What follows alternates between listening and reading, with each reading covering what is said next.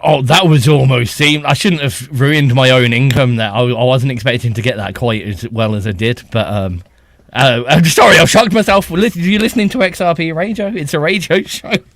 I got too excited about doing a good job for once. However, we are here, and you can see physically that is actually here. Look, there's all of us in a line, in big.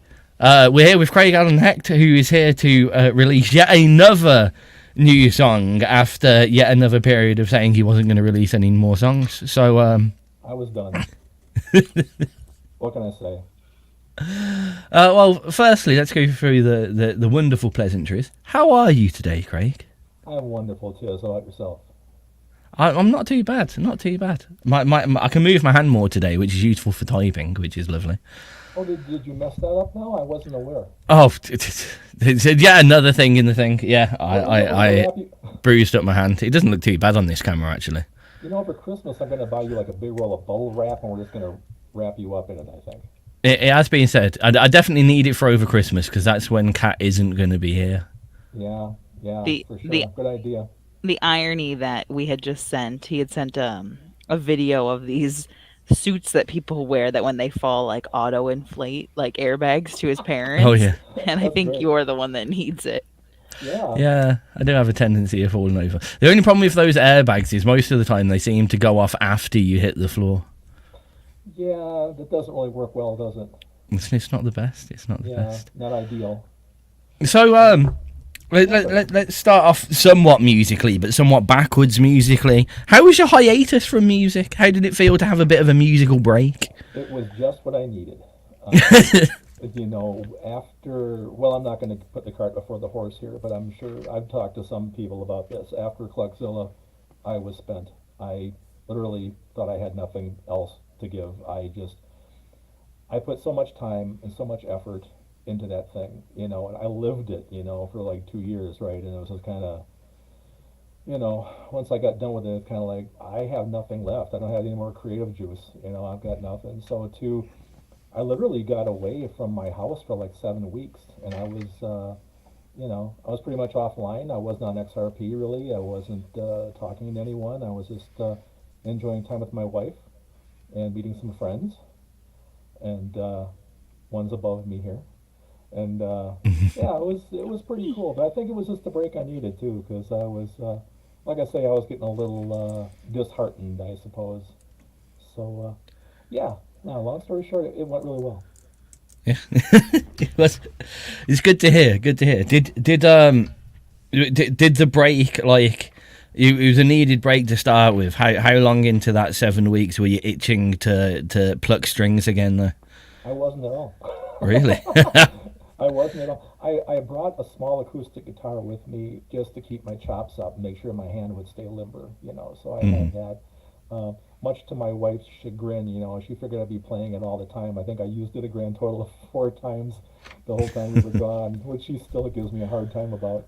You know, I mean, I drag the thing halfway across the country, right, and I break it out 4 different times just to make sure that I could still play, you know. So, no, I got home, and quite literally the thing that you're going to hear today, the blues thing, that just kind of came out by accident. This a few nights ago. I was just down here in the studio, and I hadn't picked up an electric guitar in 7 weeks, and I thought, well, let's see what I can still do. And I just picked it up, and I came up with this blues thing totally out of the blue, so to speak, you know. And it just came out of nowhere, and I go, this is kind of a really cool riff, you know. And then it kind of dawned on me that for as long as I've been on XRP, I've given you guys polka, I've given you funk, I've given you metal, I've given you country.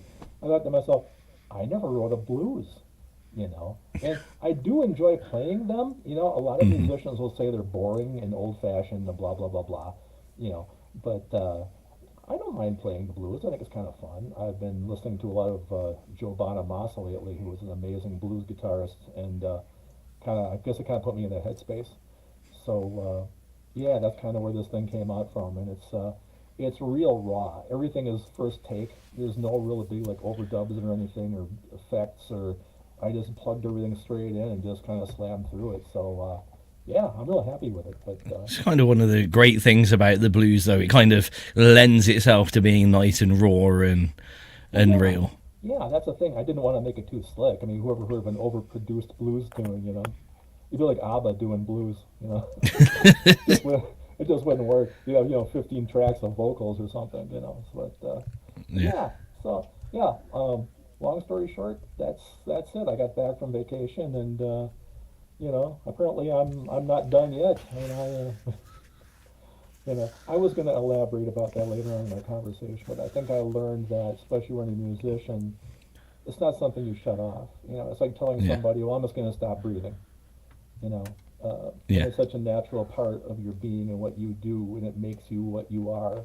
You can't ignore it. I mean, it's just going to come creeping back at you and going, "No, you're not done. You think you're done, but you know, Yeah. I have to agree that as much as I despise my own music and like try and just lead myself away from having to deal with it, the amount of times where I just find myself, it's usually the curse of technology and having some kind of musical app on my phone that I end up like half making a tune with on and then be like, no, stop it, put it away. I'm not gonna finish this ever, and even if I do, I don't want to release it. Stop it. But it just get into your bones. You have to. right, right." Or you get the thing where you start something, you know, and you record it, you know, like halfway through, then like you go to bed, right? You sleep on it. You come back the next morning, you go, "What is this garbage?" You know. Yep. Then you find yourself starting all over again, you know, and it's just like, oh man, seriously, you know. Yep. Yeah, I've done that quite a few times myself, you know. So Or the other anyway, side where you've made something amazing but didn't leave yourself enough cues in recordings or notes to remember what the hell that you wrote. Then you go to sleep, wake up the next day, and spend about 4 hours trying to get the notes in the right try. Was it this? No.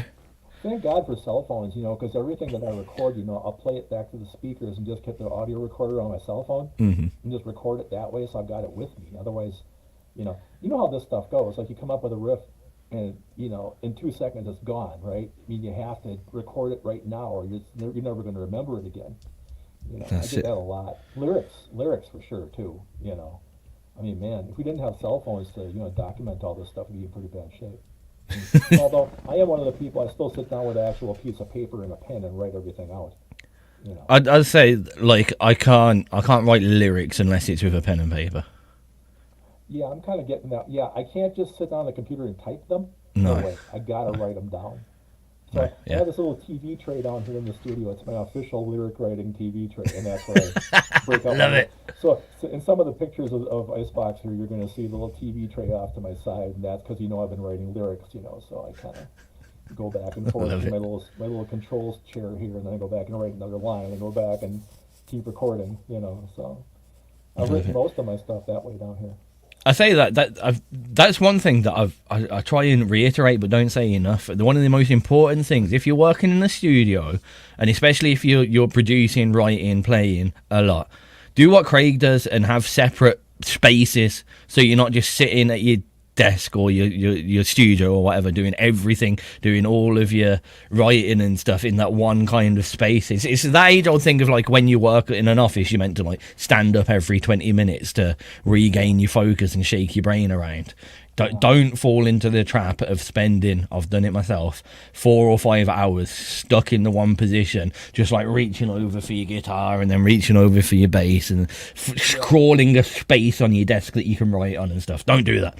Well, it's kind of funny. I just actually did the opposite of what you're talking about because before, well, in the old studio, my recorder and stuff was behind me on the other side of the room here, and my computer and everything is on where I am right now, obviously. So I had to go back and forth and get up and down, and that drove me nuts. And once I started getting a little bit older, and my back was starting to bother me. That's when my good friend Chuck Barrett came over, and he actually we tore the studio out and rewired the whole thing. So now I literally have my PC right here, and then my recorder is literally a foot away to me on my left, and all the guitar effects are on my left side, and the keyboards are all so it's all in the same area. So literally, if my back was bad, I could just wheel over to it. But now that I got to be a little bit older, right? You kind of have that situation sometimes. But Okay, Yeah, Craig. I kind of did actually the opposite of what you were talking Yeah. about, because for years and years I had to bounce around all these little workstations here, but now it's all kind of supposedly more ergonomically correct, I suppose, is a good term See. for it. But it works, Yeah, whatever works for I get you. stuff done, you know. Whatever works for you. Whatever Right on. works for whoever it is. Back to we almost got talking about the tunes, and then we went on one of our usual tangents, which is no We do that, surprise. don't we? But yes, Hellbound Blues. We kind of touched on a bit of the topic, I guess, in little parts through what we've just said. But I guess if you want to give it a little description and introduction, and we'll dive more into it afterwards. Sure, cool. It's really the classic old, the subject matter is the old, selling your soul to the devil, at the crossroads, so you can get fame or whatever. I think on the Facebook post I put up, I said, it's an autobiographical tune about me selling my soul to the devil so I can become the world's okayest guitar player. So I think I am probably the world's okayest guitar player. That's all I'm ever gonna, that's as far as I'm gonna go, right? So, yeah, it's just a classic blues, man. It's, talks about selling the soul to the devil, and also the devil wants his due, so you got the hellhounds chasing you, so that's why it's Hellbound. And actually, when I first told you about it, Tiz, it was called Hellhound Blues with an H.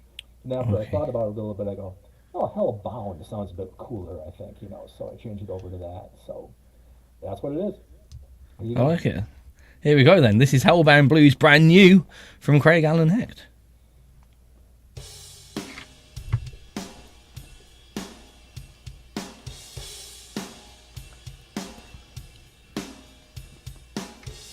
As usual, I'm yet to hear this. So.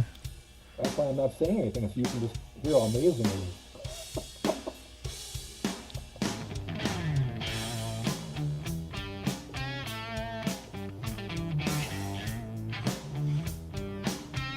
Oh, it's not just blues, it's slick, sexy blues.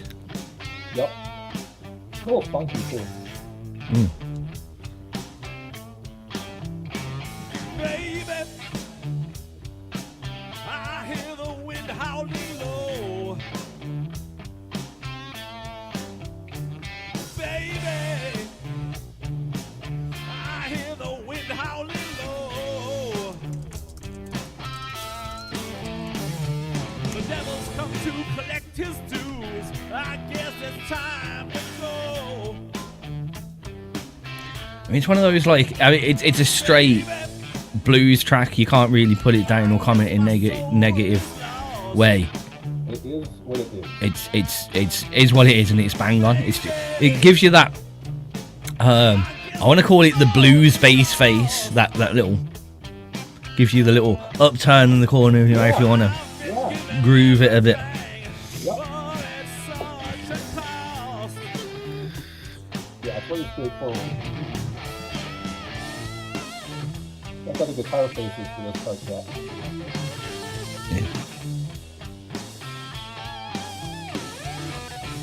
Doing that. Those high bits are blatantly. You can see you like doing that guitar thing where it looks like you need to pee really badly. Like. Well, you have to do that or it doesn't work. If you don't make those faces, you can't do it.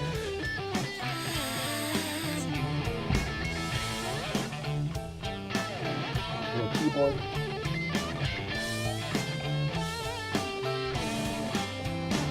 Yeah, I mean, what can I say? It's got groove.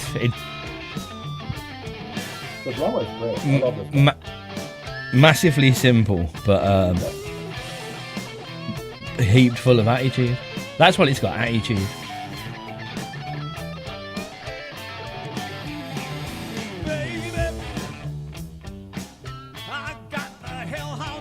It's a real example of less is more. I really try to have a lot of space and I breathe,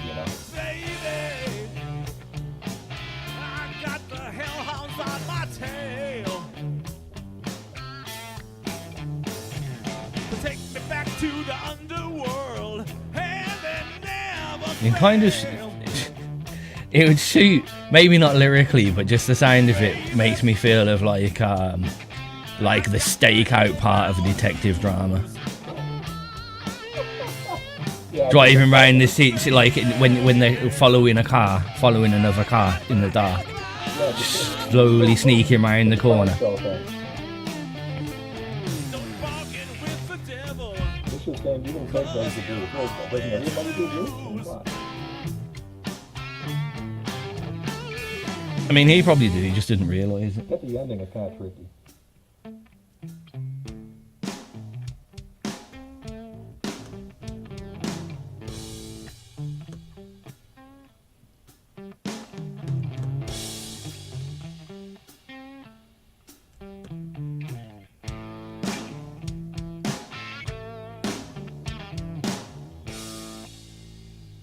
One of those fake out endings. You like to trip me out, don't you? I gotta make you earn your money. Hellbound Blues, Craig Allen Hecht here on XRV Radio. It's one of those annoying things. It's an absolutely great track, but like it's one of those things where it is straight in your face blues riff. That's what it is. It does it very, very, very, very good. All of the, it's just that it's all the little accents that make tunes like that. The little, you've got the main riff, but the little like wah at the end of it. Right. Just it's all those little just offbeats and phrase endings that kind of really lend to the groove. Yep. It's all And about- yeah, it's all about feel, man. You know. just couple of piano stabs here and there, but not absolutely what layered in. Yeah, see, that was the whole thing after Cluckzilla, you know, when you have, you know, multi-track songs, you know, all these layers and stuff. I go, no, I'm going to strip it all down to the basics this time. You know, I mean, it's got two guitars, bass, and drums, and a vocal. That's it. No harmonies, no nothing else. All that little piano stab there too, I suppose. But yeah, The good thing with that kind of stuff is that one, it leads you to being a bit more free with your creativity because you're not overwhelmed by everything. So each instrument kind of gets its own due nicely. But the other side is a lot more. The instant gratification is a lot better. Like boom, finish the track. There we go. oh yeah, it probably took me 10 minutes.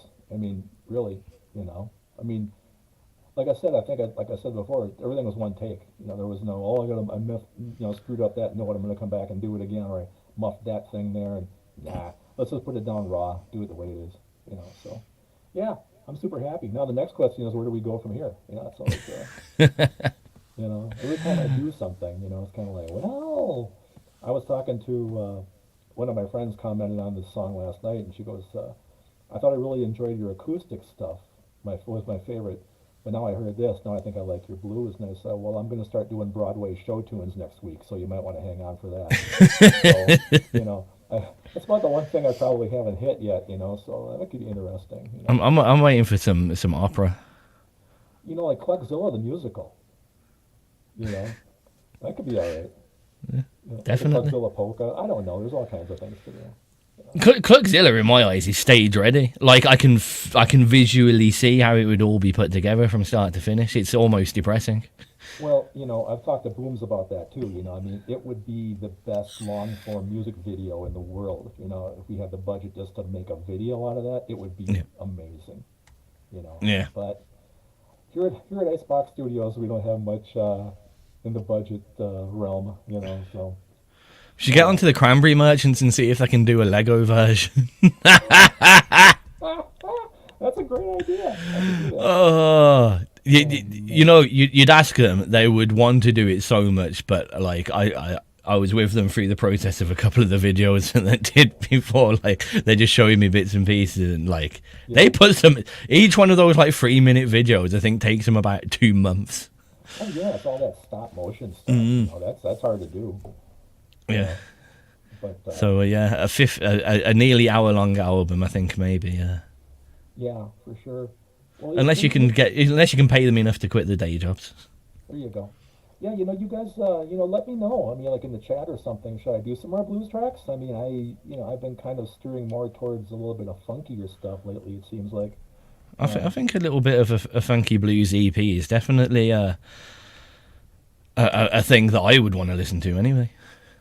Yeah, The problem is, see, if you ask us or the chat box what should I do next, everyone's gonna like make you get into a hole of overwhelmed depression by either going like Captain Midnight Trilogy or like make a funk tune that's death metal with a gamelan styled drone. Right, yeah. Well, I think we kind of crossed that whole, let's give Craig a challenge and see what he does thing. That was back in the Bogman days, The Bogman is back. I know he is. He always says it's all his fault that I wrote "Funk You." Yep. Which was kind of true, I suppose. I guess it's kind of his fault. But it's a great song. To be fair, put my old man's name in anything, and he'll think it was a present directly for him. So. Yeah, that's probably true, huh? Yeah, I don't know. I know. I have gone publicly on record and said there will be a third Captain Midnight because I will be releasing an album later on this year entitled Captain Midnight and Other Tall Tales, and that will involve the entire Captain Midnight saga. So, seeing as how what's that face, Kat? Mish wants you to do crustcore. You know something? I was just on Wikipedia the other day, and I typed in musical genres, okay? Yeah. And it came back with this list of maybe 40 different genre types now of stuff. I mean, I'm kind of like, why are there all these different labels for music, man? I just don't understand that whole thing. I'm surprised there's only 40, to be honest. Crustcore, huh? Does that involve like dirty socks or something, or underwear, or how crusty are we talking? It's considered crust punk, a subgenre of punk rock influenced by English punk scene as well as extreme metal, also known as stenchcore. It's all weird. I heard something. If you get into the 80s kind of synthwave thing, like synthwave, yeah, is a new term anyway that's being used for all this redeveloping 80s kind of electronica music. Right, I don't remember many people calling 80s electronica synthwave before the kind of past 10 years at least. Well, there's synthwave, there's dark wave. This is it. I heard someone turn around to me and went, because I'm in a few of the groups for 80s Dave show, so I can keep an eye on them. And someone's turned around in one of these groups and gone, oh, this is an electro dark synthwave with a metallic twist. And I'm like, it's 80s style electro music then. All right then. That sounds like something you order at Starbucks. I need a double cafe half latte with a shot of, But I've been on my soapbox many times about this, you guys, and it's always call it music. Yeah, I think there's pluses and minuses because if I do a tagged show, right, and people are musicians from around the world might give it a chance because it's not the rock show, it's not the metal show, it's not this, that, and the other. right, fair enough. Yep. But in the same breath, if it's not if it doesn't cater to a clique or a niche, people tend to, these days, unfortunately, this kind of speed towards the need of inclusiveness, people seem to weirdly have got into this situation where they don't feel included if it's not a group, if it's not a thing that can be labelled. Yeah. So, but rockers hang out with rockers, hip hop people hang out with hip hop people, that kind of thing. And it's delivered this kind of heavy. It's not strictly that. Don't get me wrong. Right. And right. There tends to be in more open musician circles some crossover. But we've also been here where we've been in a period of time, and you don't get it so much these days, but especially in the earlier days of XRP, and I'm sure you'll remember this, Craig, where we had a lot of rock music in, majoritively, and then we got some more urban hip-hop R&B, and there was people that go, oh, this is shit, we don't like hip-hop, blah, blah, blah, and it just kind of turns it away straight away. Same breath. If you don't mention certain things, Second Cities is an obvious one where they're really in the post-hardcore scene. Right. Now, if they advertise themselves as a rock band in certain groups, they're not going to get the response, or the people that want post-hardcore music aren't going to end up finding the post-hardcore music because they haven't labelled themselves that way. So it's kind of a really horrible double-edged sword. Yeah, I agree with that. Don't you think? Do you think? Well, let's get off on a tangent a little bit. Do you think bands or musicians or artists need to label themselves? Does that make you? Is that easier to book a gig is that easier to get a record deal because you can put yourself in a box or put a label on what you do and say, well, this is what I do, this is what you should expect. Do you think that's better from a business standpoint? I don't know.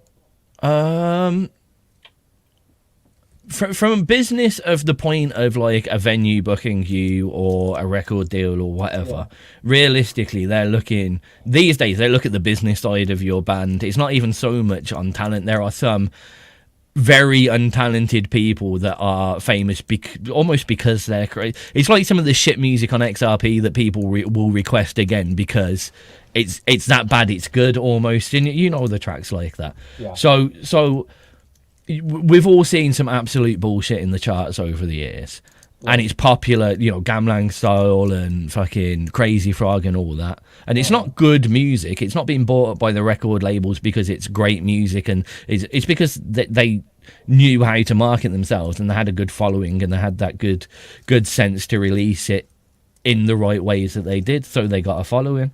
Right. The labeling comes more from trying to find fans yourself, so it's before you get those deals and all that. And it's more on, if I just sat on YouTube and just searched music and I'm in the mood to listen to some drum and bass, some like kind of liquid drum and bass, it's going to take me a long fucking time to find that liquid drum and bass. Yeah, for sure. So if I don't like death metal and I search music and the first 5 results are death metal, I'm not going to be enjoying my experience. So it's kind of the internet that's done this. I mean, bear in mind, say back in the day before the internet was exist and you were going to go to a gig, you kind of saw the poster on the pub or the bar that you were going to. Oh, yeah. And looking at that, you kind of know the bar's a metal bar, but you didn't know whether it was a post-hardcore band or a punk band or whatever.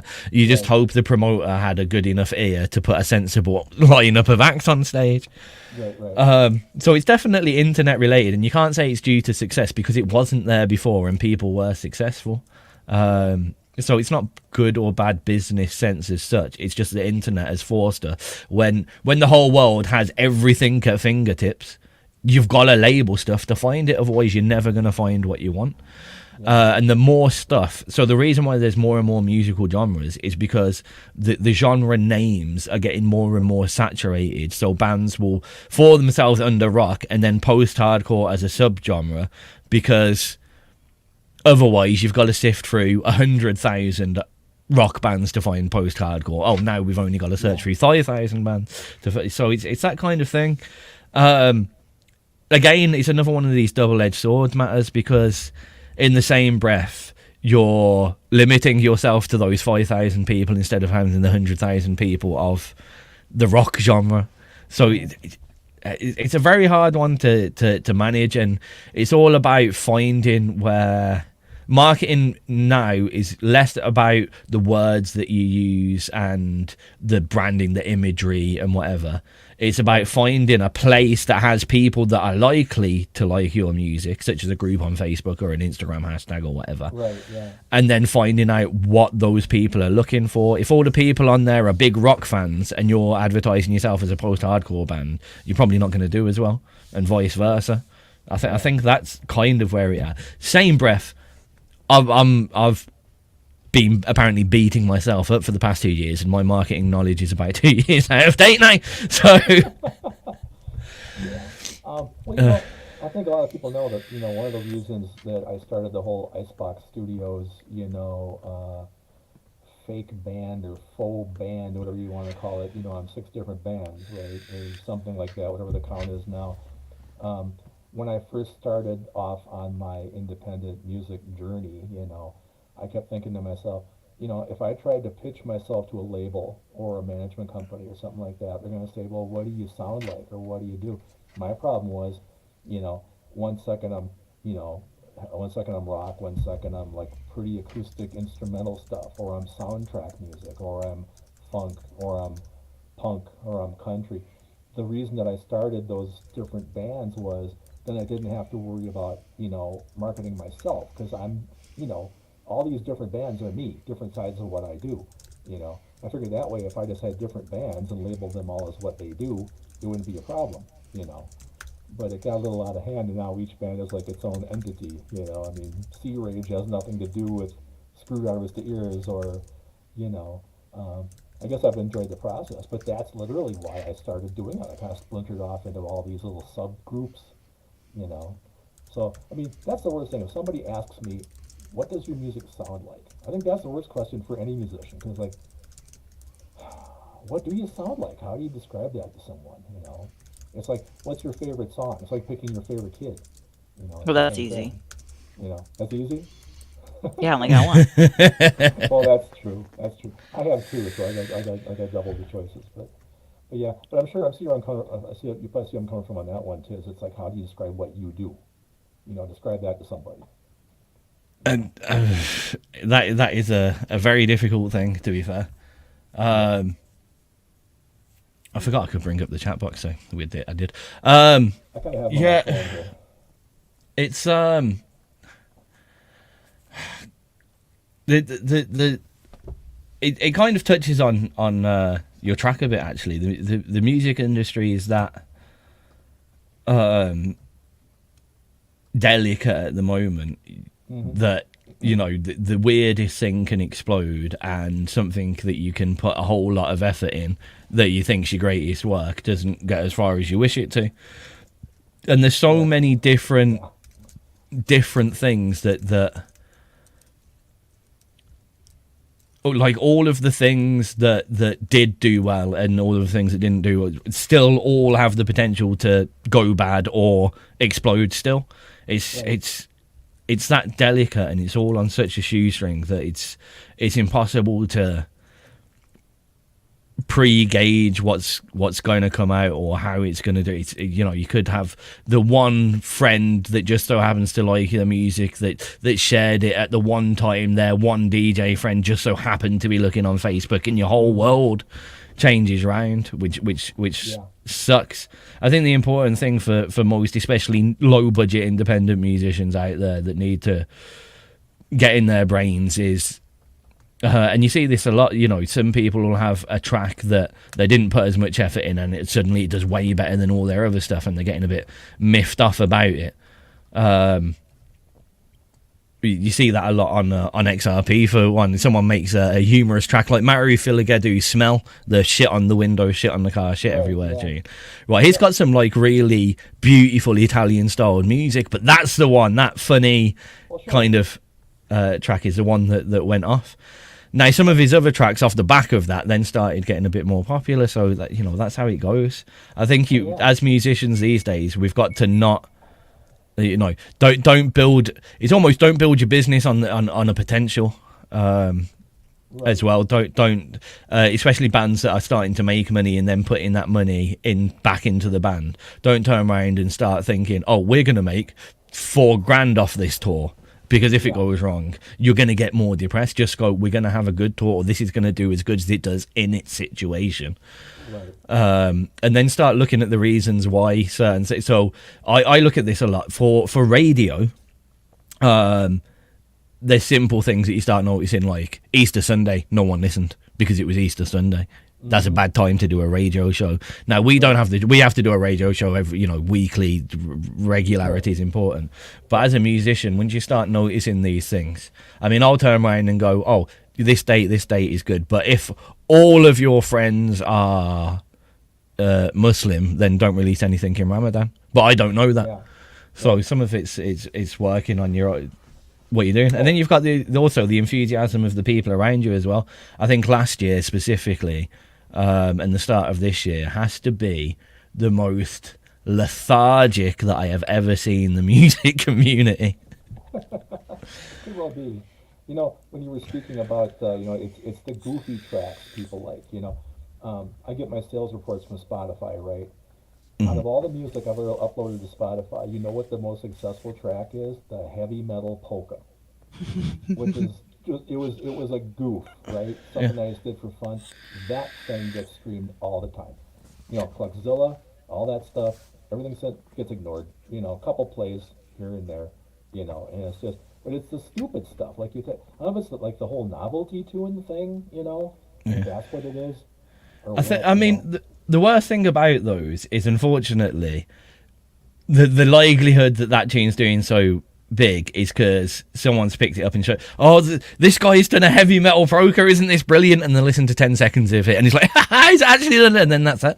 You know what I mean? It's a shame that the mainstream listenership, and this is a big thing that I try and get through to a lot of people, like oh, AI is not going to take over, and oh, Spotify is not, this will be fine, and music's still going to be okay. And it's like, not if we act like that, it's not because the mainstream listenership don't act like that. Yeah. They listen to things in 30-second boosts. The attention span's very, very small, and you need to give people that gimmick to listen quite often. And the gimmick of the heavy metal polka is the fact that you can go to a mate and go, I found a heavy metal polka. I've done that to so many times where I found a stupid piece of music and being like, or this, listen to this band, they're called I've Got a Big Willie, or so, you know what I mean? And right, yeah. You know, there's a gimmick there that's kind of pushed it forward. The ones who check into what they have actually have some songs that are actually really worthwhile and really good. You know? But this is the problem for me and you. That's what we do. We go, oh, heavy metal polka. All right, let's see what else this guy has got.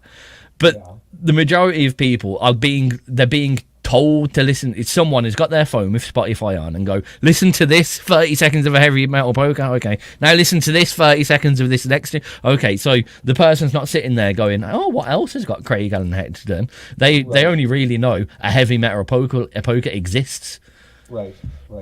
Yeah, that not to change the subject a whole lot, but the one thing I really did want to speak on, when I first contacted you about an interview and stuff, obviously besides the new song, when I was away for a while there, and I had Clugzilla out in the world, I started to get really depressed because I wasn't seeing a lot of likes and stuff on Facebook and a lot of all that type of thing. And it took me the longest time to understand, that you shouldn't judge your music, or what you're doing by social media, at least for me, because I think if you start really believing that stuff, and you start thinking, no one's listening to what I'm doing, and then you start get depressed, and you feel like, well, why am I still going at it, and it took me a long time to really think about, it doesn't mean that people aren't listening to your stuff, they're just not putting a like thing on it, or a like mark, or they're not, saying anything back. It doesn't mean they're not paying attention, and you don't know how many people are out there, so it's kind of,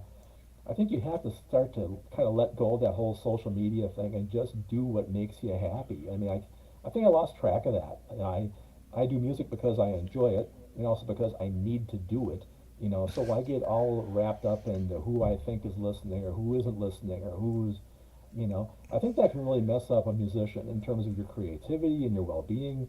And really, I just wanted to come on here and tell everybody, everybody out there that's listening, if you're a musician or a creative, don't get hung up on that stuff, man. I mean, sure, it's important to a point, but don't devalue your self-worth of your art and what you do because you're not seeing a bunch of feedback. Still what you do and what you create is valid. It's entertaining. It's lifting people up. It's making people happy. Don't ever lose sight of that. I kind of fell off that. I fell off that line there for a while, and I really was depressed about it, but I wanted to come on here and just make sure I tell everybody, keep plugging away, man. Keep working at what you're doing, This is something that this is something that I've noticed a lot, and it's another problem with social media and the internet. But like, people have taken a lack of reaction on the internet as people don't like something. It might just be people ain't seen it. The internet's a vast thing. People have stopped asking other people, "You're right, mate. Do you like this? What do you think of this?" Directly. Yeah. It's this the weirdest situation, and I see it quite a lot. Especially there's one DJ that does a show, and often he'll post, and it's almost like, you haven't liked this, so that means 1,500 people hate my radio show, and he's like, no, it doesn't. And quite often under the comments, it's like, I've only just seen this, or I haven't even seen this, and that's just life. But one thing I would say is, anyone, if you release anything, all of you people, and that's fine, to me, you can do it to me, you can probably do it to a lot of other of your friends as well. When you post it, send me a message saying you've posted it. Everyone here, send me a message and go, what do you think of that? And even if I don't reply to you straight away, when I click on it, if I like it, I'm probably going to click like on the thing. And don't feel bad if you have to nudge me in again and go, "Oh, have you listened? What did you think?" Right. And in return, whoever you're saying that, if it's not me or whatever, don't get pissed off if they say I haven't done it yet. I'm a bit busy. But yeah, like, talk to each other. People need to stop just posting things and then taking the lack of response on that as unliking. Right.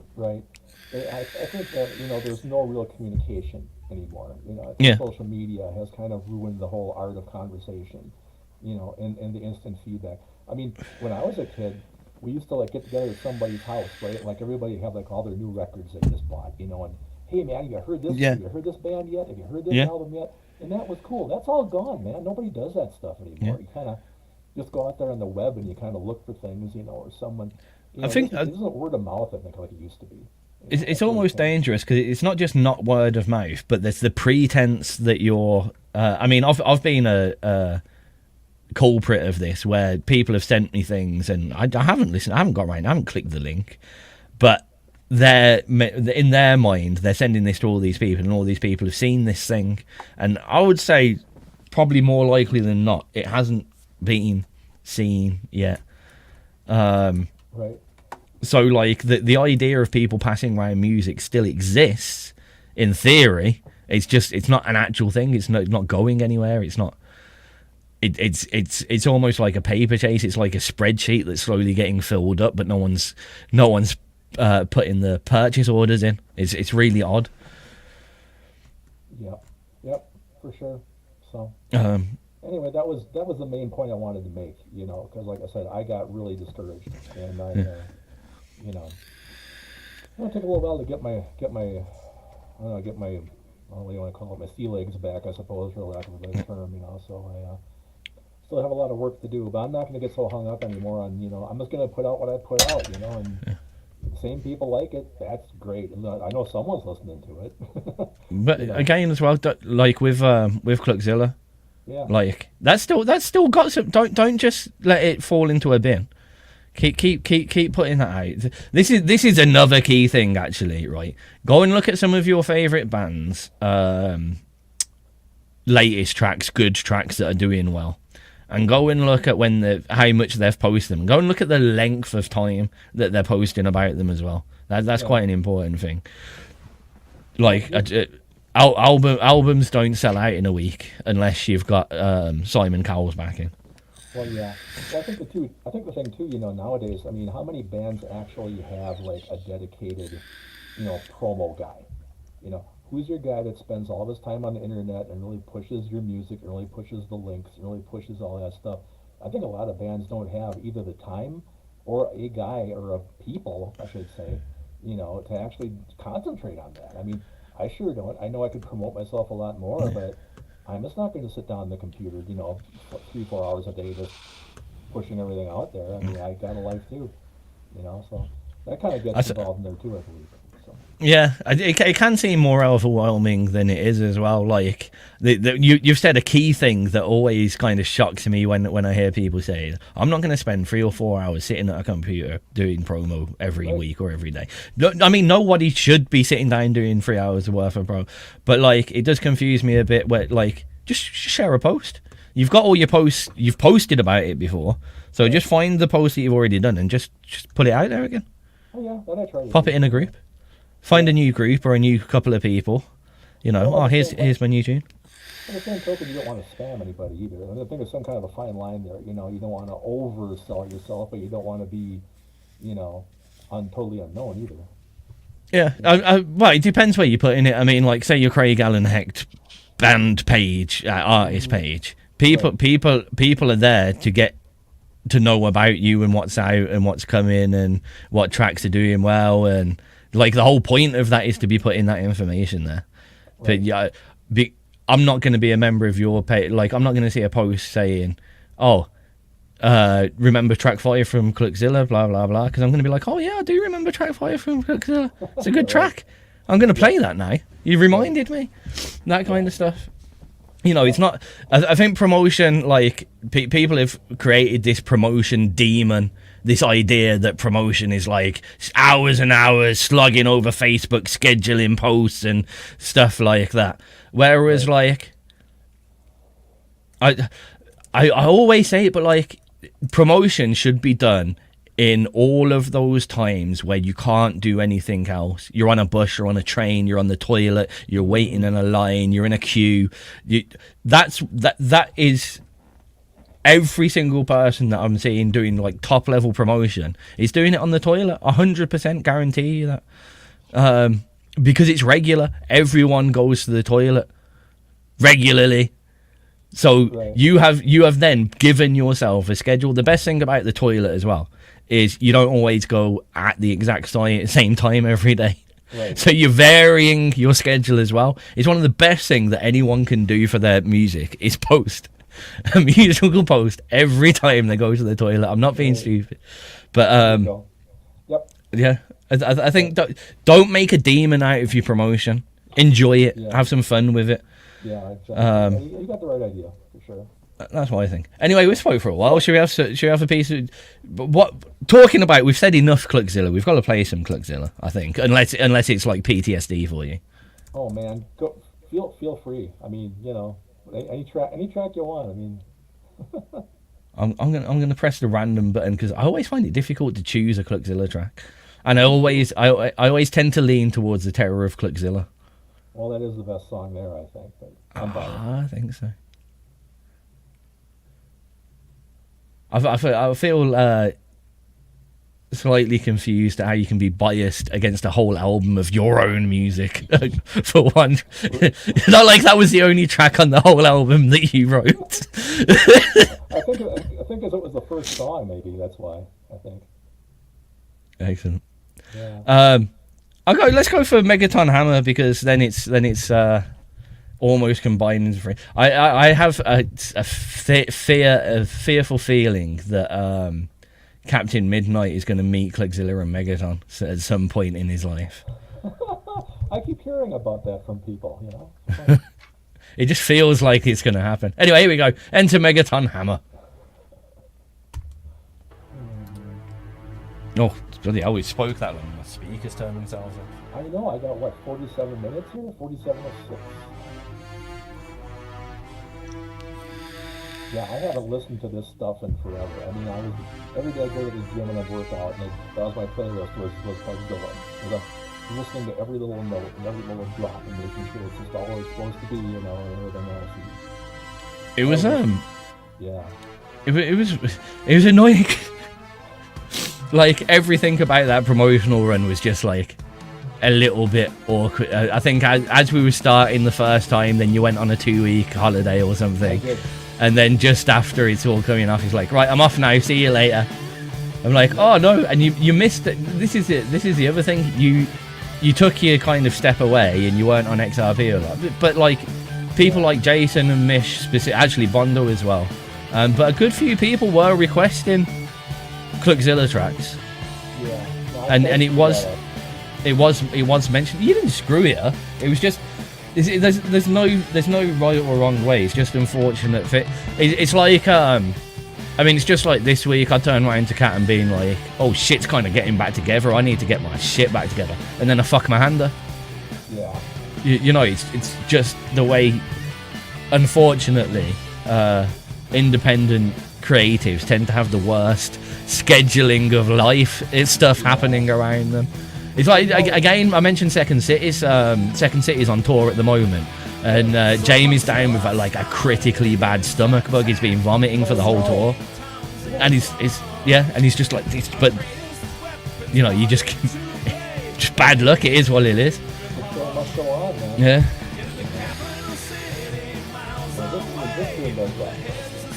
You know, it's like I look at my birthday show. I was intending to do 2 days of like interviews and fun, and then I get like violently sick on my birthday, and just about scrape together a birthday show the day after my birthday.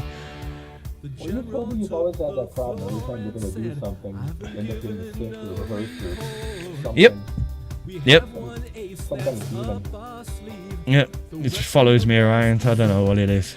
gotta be. I can barely say Some his evil name. battler. He said, Yep. as he spit and stammered, to save the world we must unleash Let's have a look at this the chat box. robot Megaton hammer.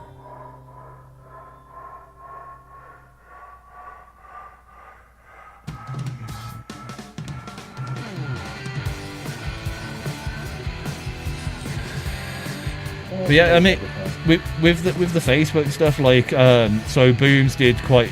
But this is the worst thing. So Booms is like, I've done all these posters. Are you even using the posters? And I'm like, yes. Yes, we definitely are. We love them. They're absolutely amazing. They're very good posters. I think everyone went out with the tracks as they were released just as intended. But he didn't see none of it. And it's like, you've liked this page? Yeah, I've liked this page. But Booms was, to me, Booms was the hero of the whole thing. Those posters were amazing. Yeah. You know, I mean, man, to me that added so much to the whole process. Yeah, I was just lucky because I started to do the posters myself, and I had a couple of kind of vague stuff done. And then something else came up that I had to get done quickly, and at the moment that one person asked me to do something, Booms popped up and went, I'm really bored, I've got nothing to do. Can I do anything? And I was like, well, So, that's something for you. you might have just saved my life here. Yeah. Well, I certainly don't, disassociate myself. To me, it's probably one of the best things I've ever done. And I'm super proud of it. Oh, definitely. Oh, just keep pottering at it, keep bringing it out. Don't, like, obviously when you're making new tunes, focus on them, but don't let that one specifically. It's got legs as well. It just needs putting in the right places. I've been emailing a few people, and like, people are interested in it as a whole thing. But it just needs a little bit more traction, a little bit more notoriety. If it gets seen a little bit more, people, when you see something once, it's like, that's kind of interesting. You see it a good few times and it spreads a bit. It tends to be, oh, I best check this out now. Yep, for sure. Well, we want to get the group going here with you and Boom. We get the punk band triumvirate. Yeah, I really fancy trying this online jam thing. It's just a shame, Boom. Again, the curse of the creatives. As soon as we're like, okay, Craig's back, I'm ready. Oh, Booms. Oh, I've got some stuff on, I can't do it now. Yeah, I know, right? Well, we have time. We're not going to go anywhere. Yeah. Maybe one time in the next couple of weeks we can check out this jam platform and see if it's worth using. Well, that's what I was thinking too. If nothing else, maybe you and I can try it.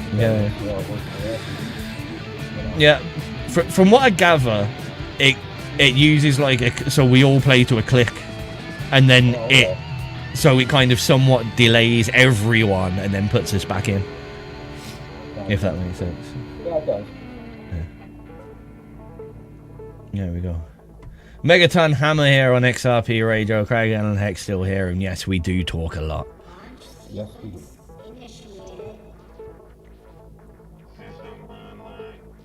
I should stop introducing you as a guest, really, and just be like, and me and a mate are gonna have a natter for a couple of hours. Well, here's your old Uncle Craig, kids. Let's see what tales of the music business he has to talk about today. Well, back when I started back in 1972, we could do all that thing if you want to someday. I'd like you to do it, but you have to have like an old stick to shake whilst you're saying it. Get off my lawn, you damn kids! Yeah, that whole thing. I was playing guitar back when you guys were a twinkle in your mom and dad's eye. The whole thing. Yeah, we could do all that stuff. Back when I was 19 years old and I'm playing in a bowling alley lounge, playing knock 3 times on the ceiling if you want me to 4 people. That's where I started out, kids.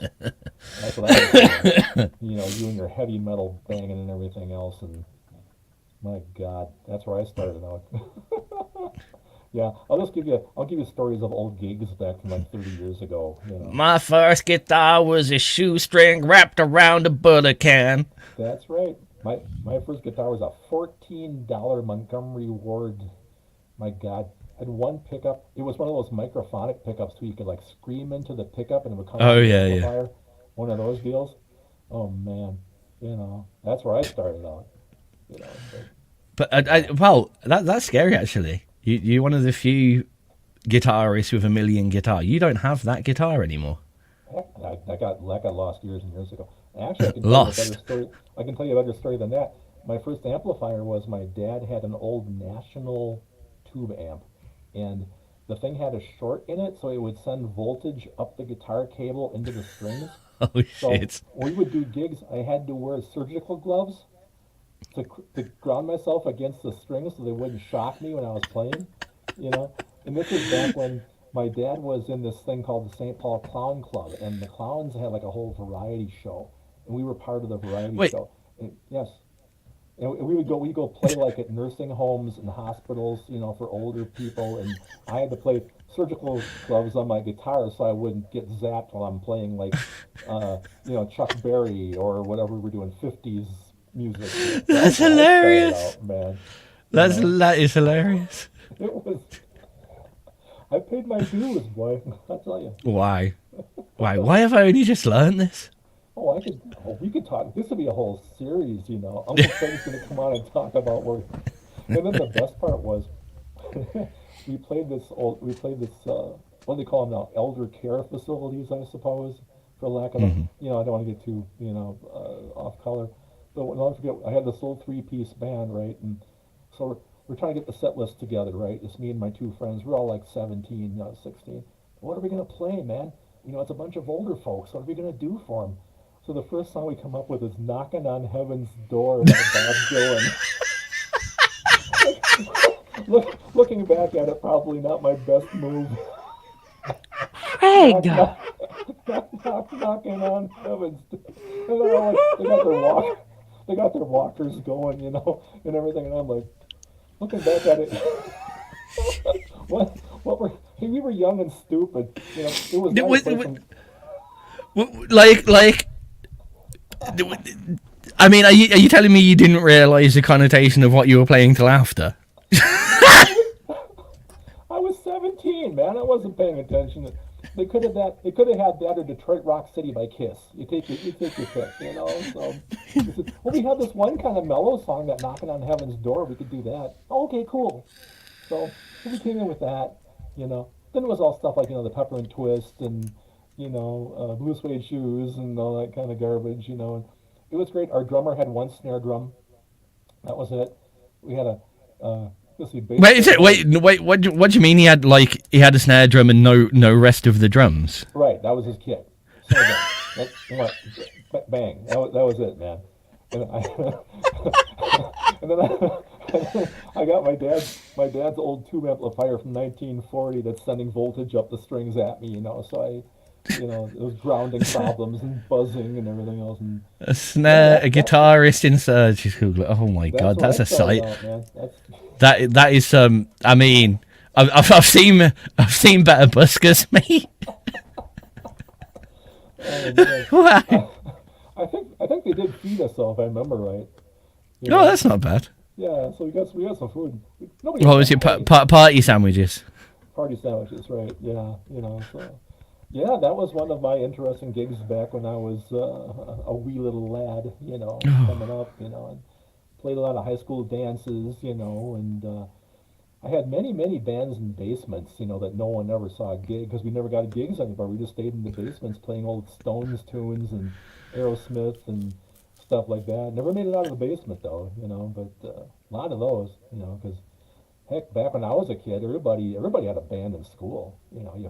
You found somebody's house where the mom wasn't too upset if you played really loud, and that was the house everybody went to. Oh, my mom doesn't care. We can crank it up. So you drag your Marshalls down the steps to the basement and stuff, and you crank them up, and away you go. But Sam, were you allowed back for an encore? I can't remember. That was like 50 years ago. But so yeah, Tales with Uncle Craig. There'll be a brand new series on XRP, kids. It'll be I think it should be. It should. Next season. It'd be like Applebeard's poems, but Craig's tales. We could do that. I'm dying for it. I'm dying for it. Hey, man. Every Saturday at some time.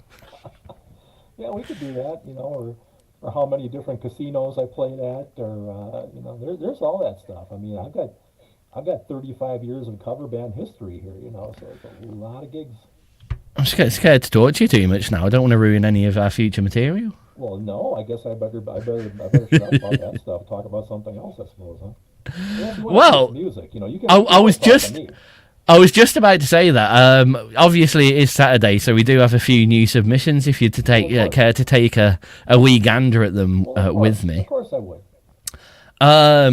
The first artist that I intend to play this evening, Mishy's going to be happy about because it's Louis Tivy, the punky rocky goodness. We've got 3 new tracks from him, and the one that I want to play is purely by title, because it's a fake number that I use far too often. Kajillion.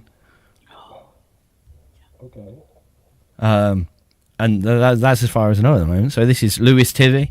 I'm sure you remember Louis Tivy did Alien movies and. Oh, yeah, I love his stuff. He does really well. Well, there we go. Let's have something new from him then. Mish, you got your ears open, perked up.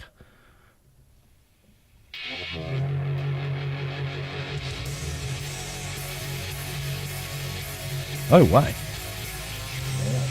His drums sound a lot bigger than they usually do.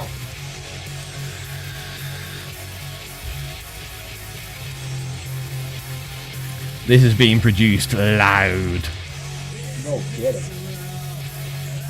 Big guitar.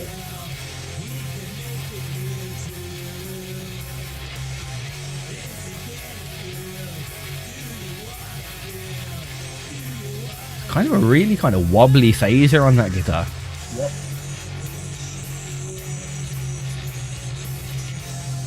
And that's a gritty bass.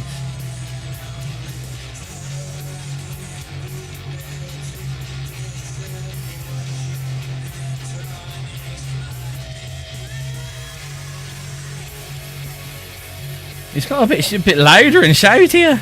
Yeah. Oh, Mish played bass on this apparently. You did. Yeah. Oh, that's right. Yeah, I was reading about that on Facebook.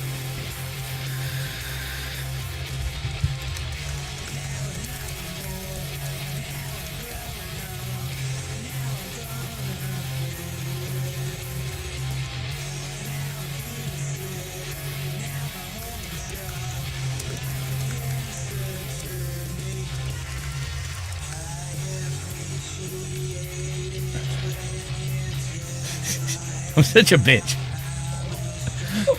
Wow, what's you now?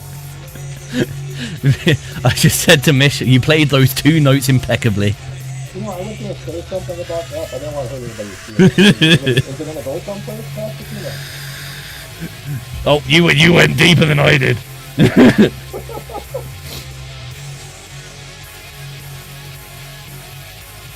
I mean, just standard grungy. Oh, sure.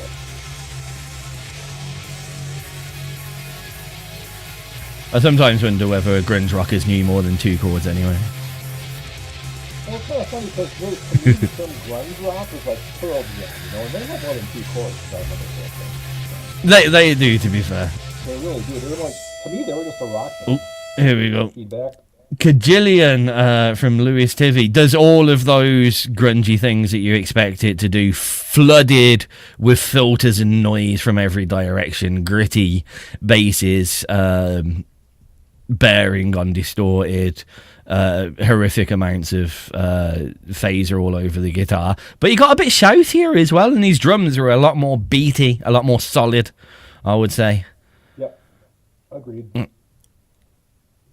Oh shit, I've got to stop doing that, saying like all the good things to say about a track so my guest can only go, yep, yeah, you're right there. Well, Welcome to my life. It is Cat's life. I mean, do you want to do like good cop, bad cop, where you talk about all the good stuff and I come back with all the negative stuff? You want to do it that way? I mean, that would be horrible. I don't want people to hate me on XRP. It's the other way. You say the good stuff and Tiz has to be the asshole. I like that idea. That's a wonderful idea. I've already said that. I feel bullied into a situation I didn't want to be in. Well, I've always said the good thing about XRP, I think people do tend to offer what I would call constructive criticism here. Nobody Yeah. just goes, "Well, you just suck." I mean, it's Yeah. like, Even though it's like, I do, I was going to say I do miss the shows and the statuses that I used to do on Facebook, where it was like describe your band but only negatively. yeah, that was classic. Yeah, I miss those. What would Louis TV be?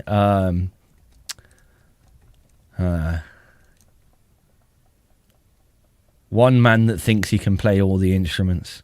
Yeah. The one thing I will say about Louis Tivy, and this is a big plus for me, the guy has great hair. I think he really does. He has some rock and roll hair going, man. I mean, That's why Mish likes him. That's very. I mean, back when I had hair, well, I have some still, but we're losing it as we speak. But the guy has some good hair. I mean, props to the hair, man. Good job, Louis. To be fair, you can't be doing punky grungy stuff without some kind of good hair. I totally agree with that. I think hair it's almost a musical instrument in punk. Well, unless you're in Flock of Seagulls, because that's a whole different thing. But yeah, we should start reviewing tracks based on people's hairstyles. I think that might be an interesting way to go. Well, I mean, if that was the case, the next option will be messy and grey or non-existent. As we've got Booms up next. Candy apple black, messy, grey, or non-existent. That's your three options. I'm going to start putting out reviews of bands based on their hair now. This is absolute genius. I've just realised how genius this is. I know you are. Well, we can never see Mish's hair though because he's wearing a mask. Oh, Mish has triangle hair. It is a perfect triangle. If you look at Mish from the front, like from the back, so it doesn't go up, yeah, but from the back it goes. So it goes out there. So it goes like that.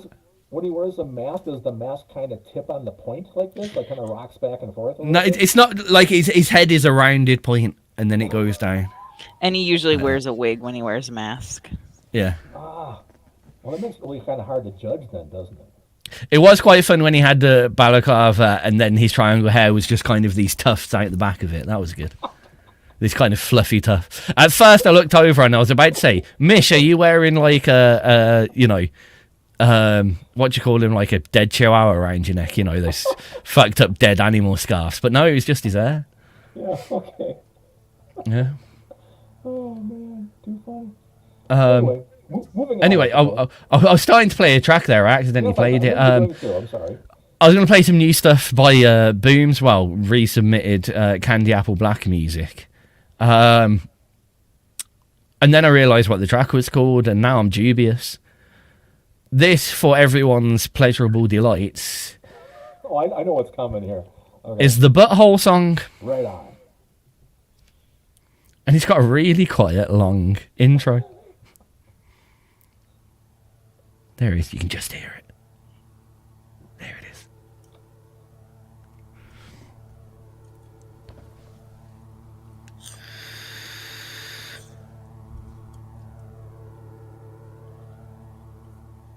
Got a great intro.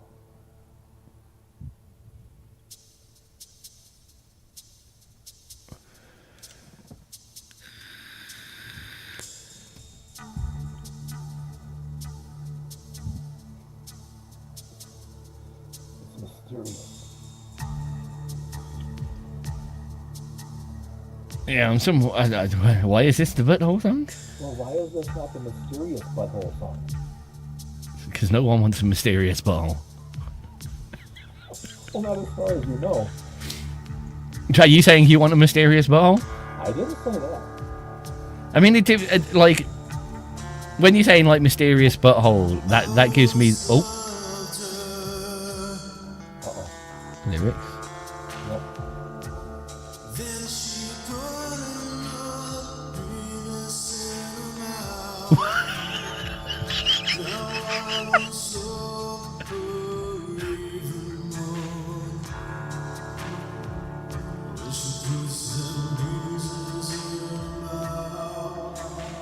You can't sing that like that. My butthole.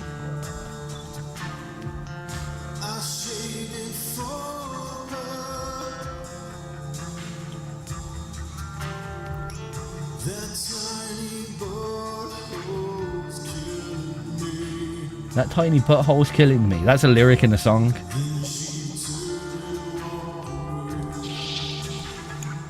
I said this wasn't my safe space earlier, and it's just getting less safe.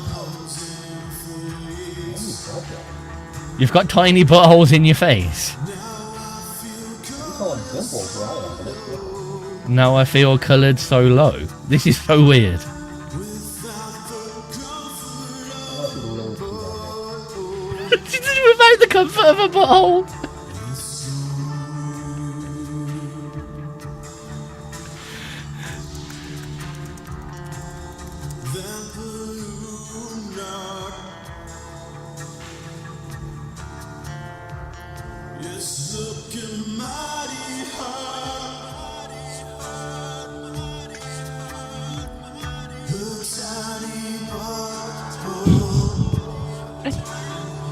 I mean, it takes a lot for a person to write a whole song about a butthole. It's impressive, actually.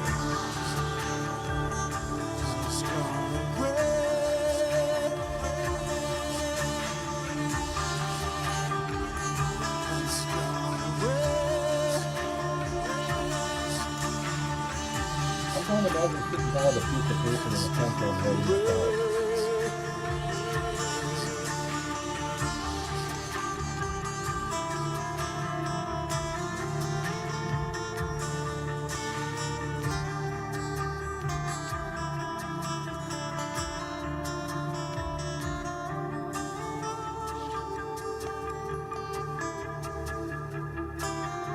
But you've only got one eye. Yeah. What? That's him. He's talking about the brown eye. You're listening to... Fuck's sake. You were listening to the butthole song. I mean, what? I don't, like, more than anything, right? I presume that's Nick Wicker on that track. Massive preps to Nick Wicker for being able to sing that without laughing. I would not be able to get through that song singing Her Tiny Butthole with that sincerity. It's the sincerity in his voice that got me. Like, it was so, like, deep and meaningful. But it really wasn't. Well, I suppose sincere butthole could be a thing too, but I mean, I'm just sad that he didn't have his comfort of his tiny butthole anymore.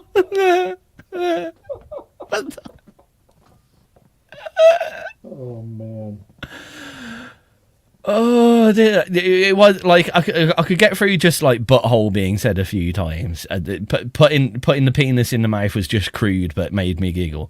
But it's the moment he said tiny butthole just ended me. Wasn't that a song, Hold Me Closer, Tiny Butthole? Yeah, I remember that. Tiny Dancer? That's it. Butthole, dancer, you know, it's all the same.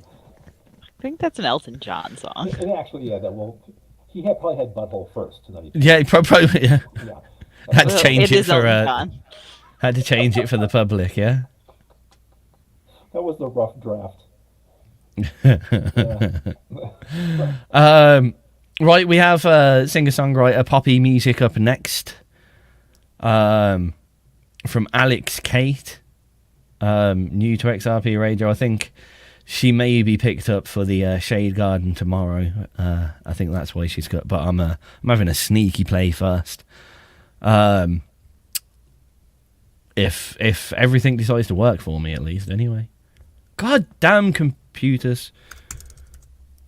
This is when you know that XRP Radio isn't like the BBC Radio and doesn't have a team of like 20 people working behind us to make everything work happily.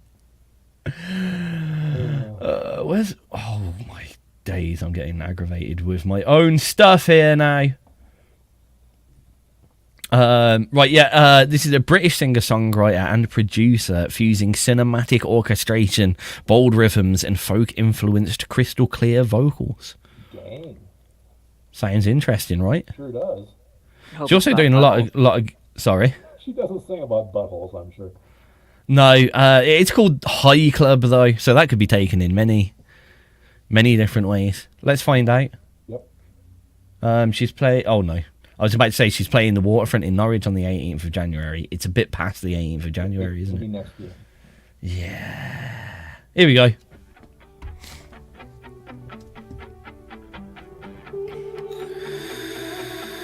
Give me that heart racing, stomach punching right to the floor. Give me that serotonin, ocean drowning, one more. We're in the high club. We're in the high club. We're on a red light for a while. My body stays facing that door high. Some shiny produced poppy with a little bit of rocking, giving those Disney movie, kids movie pop song vibe.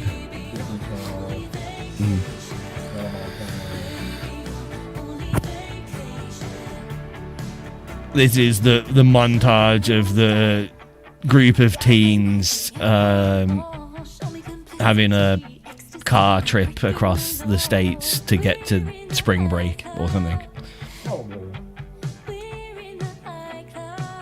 What exactly is the high club? I mean, I'm an older guy, so I don't quite relate to what that It's lost on me. is. That like some new young person thing, like the high club? I've been in the low club. You know, pretty low.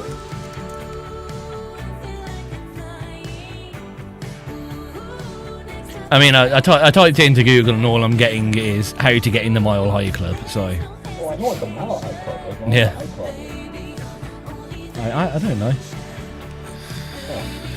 The worst thing with pop music like this is half the time you listen to it and you're like, what does that mean? And they've made it up themselves. In about two weeks, we'll find out what it means because everyone started saying it. Yeah, that's really true, you know. And what happens to the kids that don't make the high club? They work at McDonald's. I don't know. So that's Just seem a little bit elitist. yeah. I'm in the high club. Well, that's First, nice. I thought it was about drugs, but I think it's about like being in love. Yeah. Because it's like, I'm flying, I'm in the high club. Yeah. That hook line is "Baby, you're my only vacation," so I'm guessing it's generally love oriented. Yeah, that would make sense. Yeah, I've never written a really There we go. good love song. High Club from Alex K. I mean, glitzy, glamourous-y, highly polished pop music with crisp, clear vocals. It was nice to not have them straddled with effects and tweaks and auto-tune and stuff. That was good.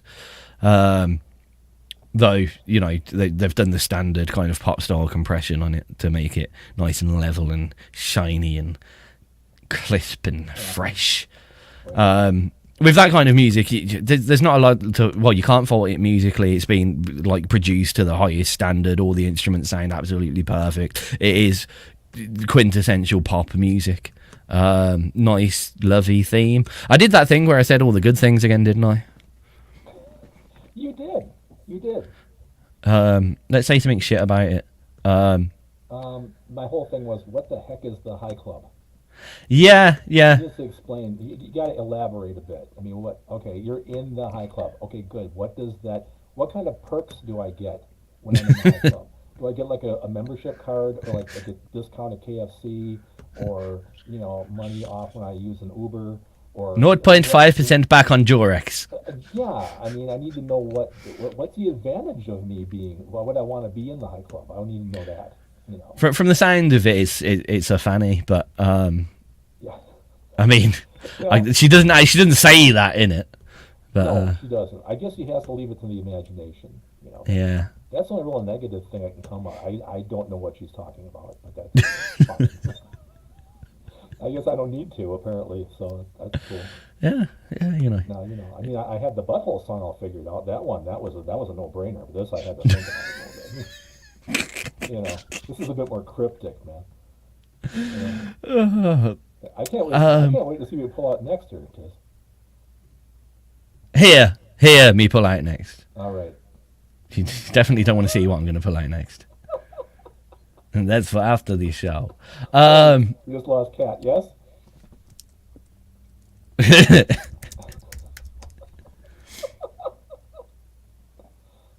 Now, next up, I believe is an artist from France, if I've got the right one. Fingers crossed. Well, that's noticed, Tiz. But I'm pretty sure I've got the right one because this person knows Lee Christian, who does some cool music stuff. So it's hard for me to tell you much about because all of her bio stuff is in French. Perfect. She's from originally from Oxford, now in Dordogne. Alternative rock music. Singer-songwriter. What I like, I presume this is a persona name. She's called Liv Luce, but L-I-V like Olivia Liv, and Luce L-U-C-E. So I like that. I thought that was quite clever. Yeah, Nice. Liv Luce. Very good. Got one track by her. It's called Magpie. It's apparently rock. Let's have a listen.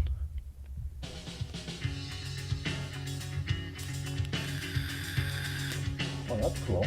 Expansive lifestyle, an empty head, a downtown magpie. This has got more of a folk feel than the last one did. Yeah. I like the bass. You know, this is alternative rock. Alternative to what? I think it's. I mean, I think it somewhat depends on the location, but like, rock here would be considered the obvious big ones and the kind of cornier ones. So like Sum 41, Blink 182, the Foo Fighters. You know, mainstream rock in inverted colours. Okay. That's a problem now because like at the moment we did have mainstream music and alternative. There's been so much crossover in a lot of this kind of what I like to call charts rock music or weak rock, which is like Busted and what's the other one? So we don't have mainstream and alternative now. We have mainstream and alternative mainstream. Right. I mean, you look at all the old rock stations, and it's like they're not what they used to be. I mean, for me, I prefer them because I prefer glitzy, glamorized, well-produced pop music. Apart from, I didn't really like Busted. What's the other one as well? Busted and there was two really cheesy ass kids rock bands. I don't know, man. What was the other one now? I think they were very British, to be fair. But they were like, it was pop rock for 14-year-old girls, basically. Well, I kind of had that too. So we had glam rock. I mean, you guys gave us the Sweets, and you gave us Slade, and you gave us stuff like that. That was great stuff. Good job. Props to the Brits on that stuff. McFly, that's it. McFly. Spams remembered. Spams is listening and remembered.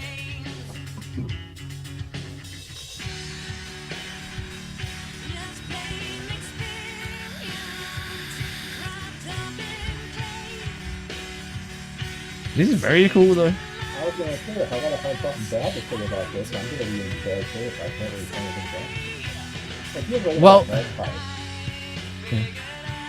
I mean, it's rough, but I mean, it's like remember that band Tiny Ghost that we had on? Yeah, It was like rough, but it needed to be rough. I didn't want it to be produced, but I didn't want it. It had to be exactly what it was, otherwise it wouldn't work. It still has So, a like- melody to it, you know. That's, Yeah. I've always said as a songwriter, one of the toughest things in the world, man, is to write a good melody. Or specifically a non-obvious one that Yes. still works. Yeah. Yeah, people that can write an amazing melody, I think that fills me away. I don't quite have that skill set.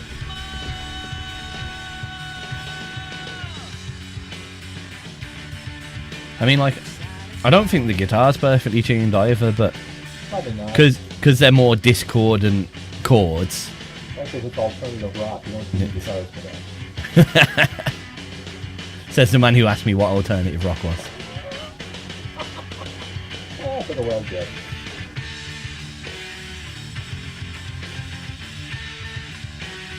I could see these almost going in a proggy direction. Yeah.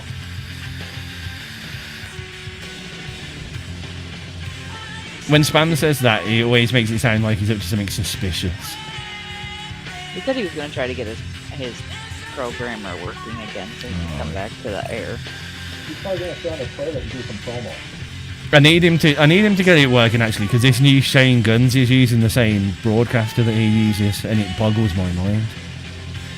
Even though Spams always hates when I make him tech someone else through. Sam. Who did you make him tech last? Let's just put that into perspective. Was it Graven? Yep. This one's not as bad as Graven. He actually knows what he's doing, so don't worry. That was Magpie from Live Loose. I love the name. I love the track actually. I'm gonna let Craig speak about it though, because I keep ruining it. Oh no, I have nothing to say. I thought it was a great tune. It was constructed really well. I like the melody of it. Great groove. Nice track. Thumbs up. I like that kind of almost swung triplet beat to it. It made you had a bit of a lilt to it. You'd probably end up, if you walked around to that track all day, you'd end up with one leg bigger than the other, I think. Oh, probably. Just walk in a circle. A very long circle. Yeah. Keith Shaw is up next. I've really enjoyed his music because, so we've said it a couple of times, but the rawness and just like, I know he's I think he's an older fella, and he's put the music down and he's like, I have made this music, here it is. That's how this music feels to me. It's just like, there you go, have it now. No pretenses, nothing hidden. Here is music. Listen to music. I love it. I haven't actually heard this one yet, so it's probably going to be completely different just for that build up for it. Yep. But this is Keith Shaw with Red Kisses. Whoa. It's Elvis.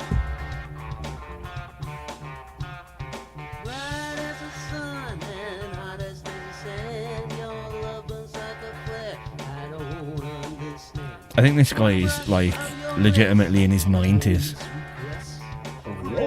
Yeah.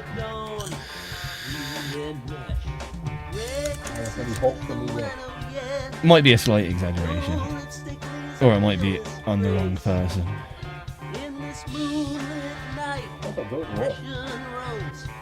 He came to us through them ISA people who hate me for some reason, and I don't know why. It's really awkward, so I used to keep banning me from all their groups and stuff. But Cass has been nominated for the DJ of the Year award, which is great. But I can't vote. I can't do anything about it. Yeah, like. This is a great track. I like the little keyboard thing going down there. It just is what it is. That's what he's done. He plays some guitar, some bass, and he's done that. And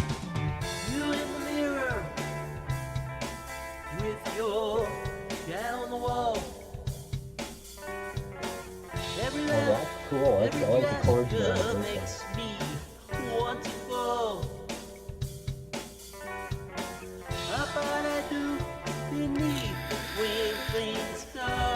almost got into that kind of surf rock volume. Yeah.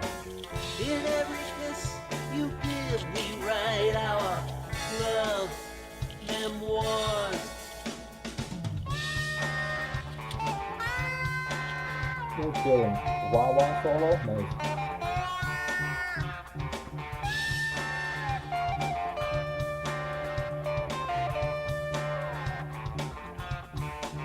Honest to God, it sounds like a song off of an old Elvis Presley movie. Not a bad thing. Reading an eternal song in this trance. Lipstick and desire. I can love that little solo because it just was what it was. It started and it finished and it was there. Yep. There needs to be a solo here, so that's what you're getting. It's brilliant. Yeah, you got in, you got out, man. That was Every it. shade of red can a new love bring. The flavor of your kisses, it's classic pleasure. An endless cup of passion I never want to lose. Give me red kisses stain on my soul so deep. The rhythm of a love to keep. In the echoes of our hearts and love's Oh, shit. scores. I need to speak to this guy. And a path of no remorse. Just looking up at him, he works for ASCAP. Yeah. No lipstick leaves a fearless trace. In this moonlit night, passion roams. Red kisses have found my home.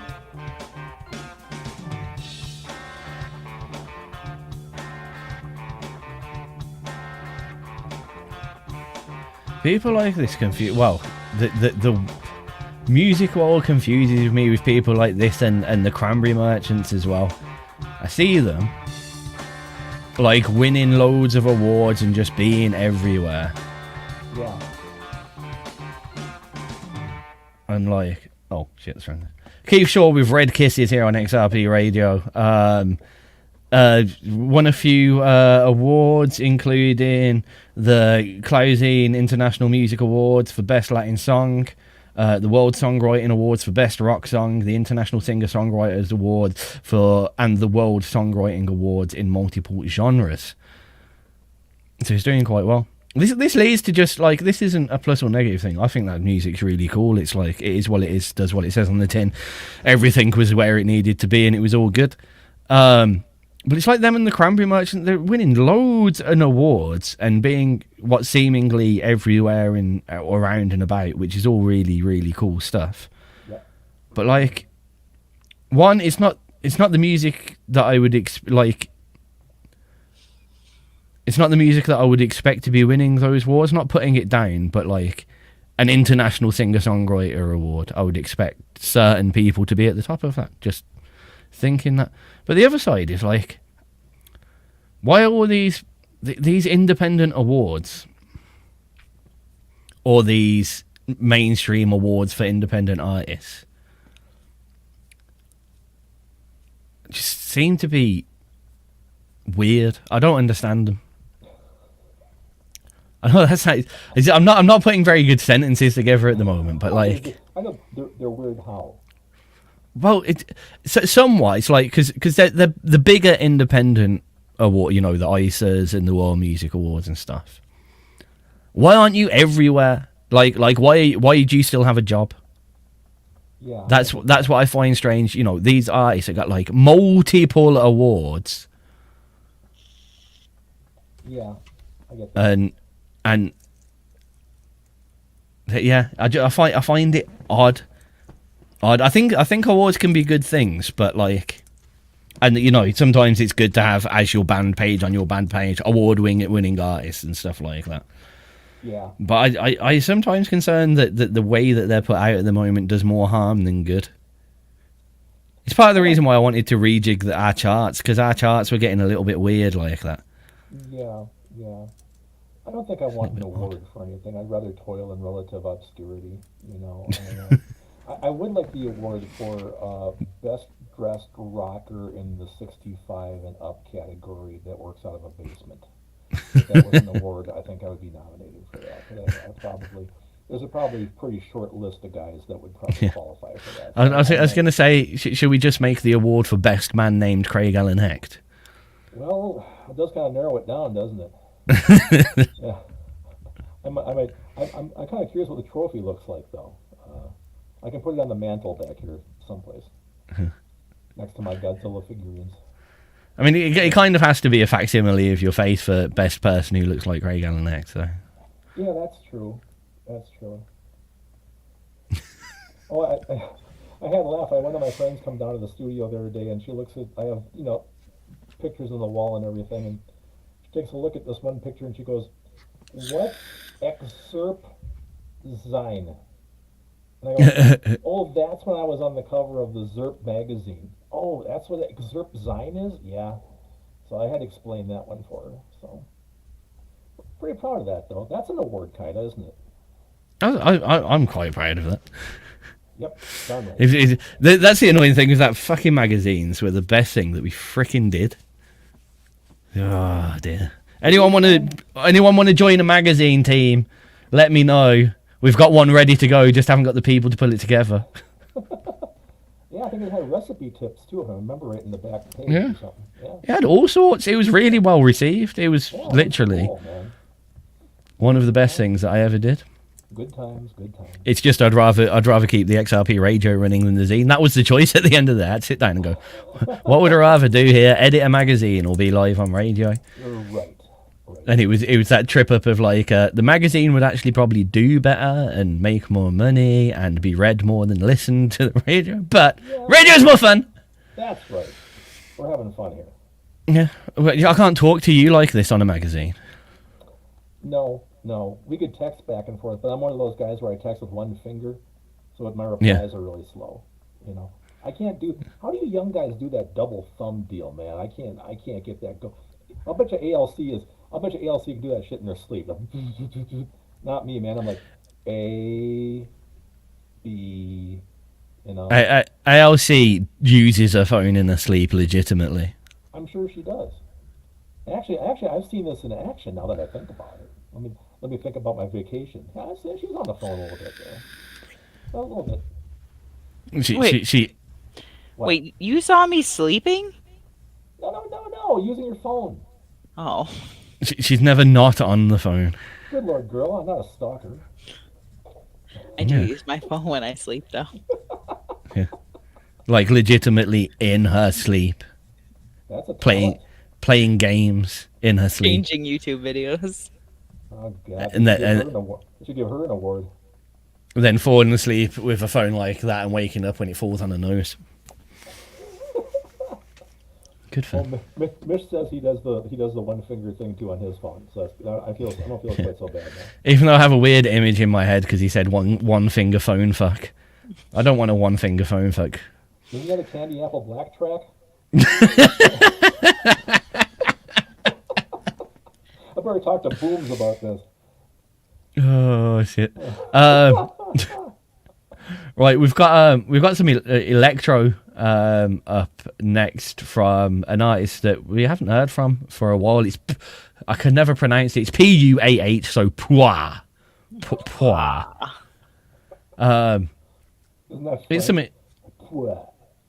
Maybe it is. Maybe it comes along with Live Loose, the Frenchy person that we did before. Probably doesn't. Also, trying to find an artist that's called Puah on the internet is impossible, so I have very little information about them, apart from that they submitted this track 4 days ago. Rock and roll.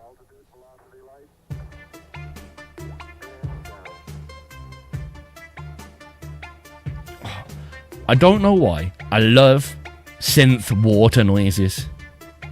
Oh, really? That stuff? Yeah. Yeah, all of those kind of wet noise. I think they're wicked.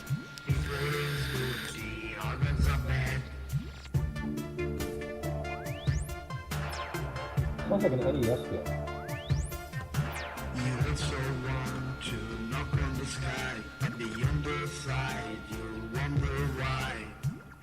It does sound like he's got a bit of an accent. It could be. Oh, he submitted another track that's Tralet du Cord, so probably French. Yeah, I think that means words that catch up.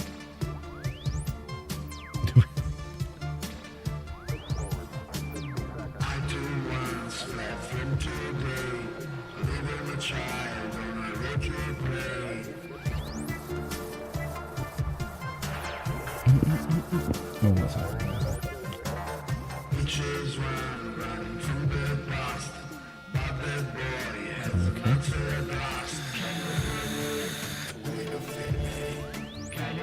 Instagram now only do 1 hour streams. Fine. Were we on Instagram? Yep, You were? we were. It's not a problem. I have an account, I never use it.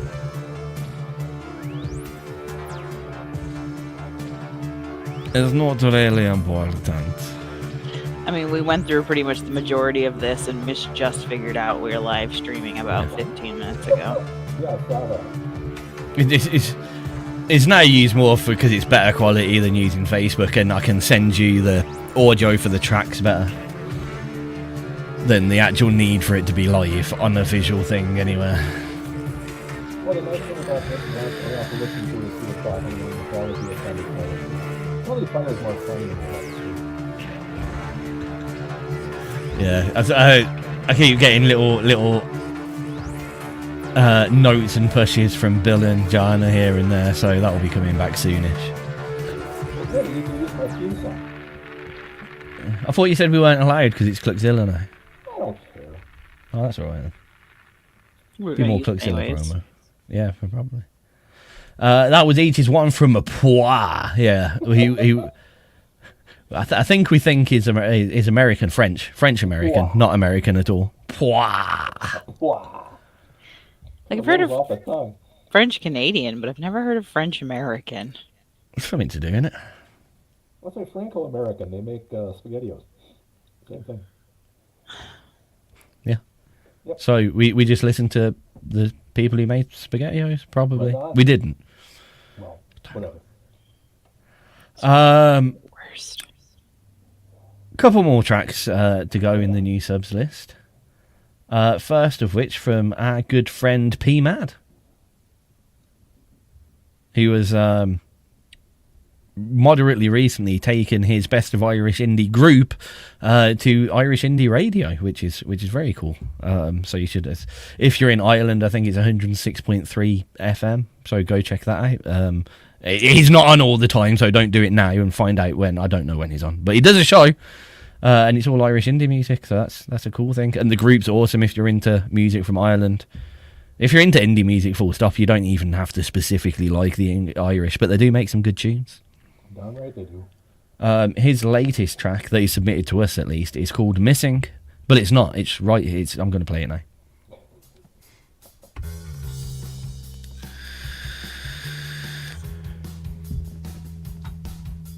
I'm quite happy with this track because I found like all his music is good in its own rights, but I found like trying to sit down and listen to like 5 of his tracks on the trot got a little bit samey.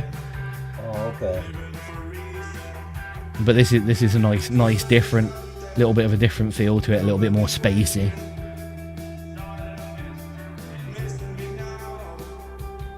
Kind of reminds me of like a Ship of 52 song. It does have those that kind of atmosphere. yeah, that kind of church-like reverb. Right, yeah. Like you're in a cave.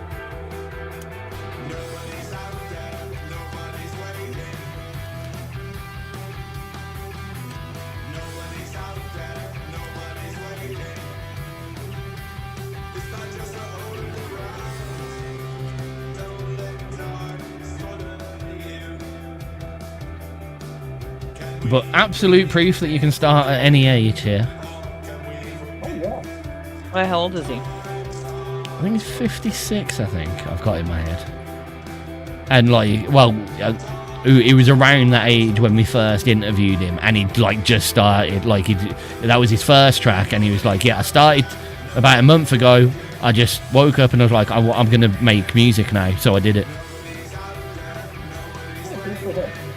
And not just like that, but, like, I mean, I presume he's retired and has a good supportive background to be able to chuck a little bit at what he's doing. But, you know, he's getting some decent success off it. You know, he's seems to be on all the main and some of the major stations that will play indie music. Right. And, yeah, seems to be in all the right places, constantly moving. That's great. Yeah, I do like your stuff. All of his tracks are just solid tracks. They all feel very substantial. left or right.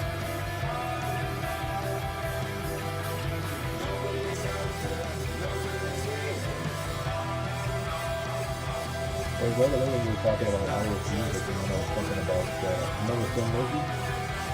Thin Lizzy, yeah. Or Rory Gallagher?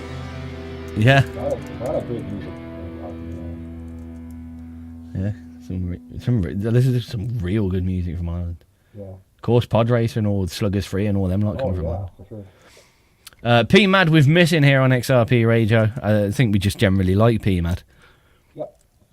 For those that weren't listening into our in the background thing, yeah, definitely proving that you can start music at any age, and not just start making music for your own good, but actually like start a career in music, and have some successes from it. You know, I'm not going to say he's an international superstar, but for doing it all himself, all indie, all the time, he's got himself quite a following, which is lovely. Now we've got one last new sub, I believe. I just need to read what it is. Don't laugh at me. I'm not laughing I with think you. I think it's. No, you're not.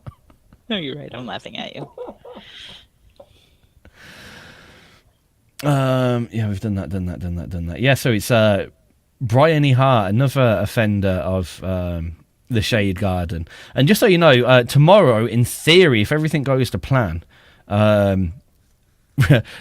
Big Remy Sundays is coming back without Remy himself, but with all of the people that Remy did bring on went back then. So we've got 80s Dave and Archer's Blues Pit joining Juniper in the Shade Garden for our Sundays. So if you like this music, or you like bluesy, or you like 80s music, Sundays are for you. Don't say no. Oh, that's not what I wanted to say. I was trying to do a tenuous link, and then I chose the wrong artist. Yep. Yeah. If only I had picked Bryony Hart with If. Poppy, nice, happy music for you.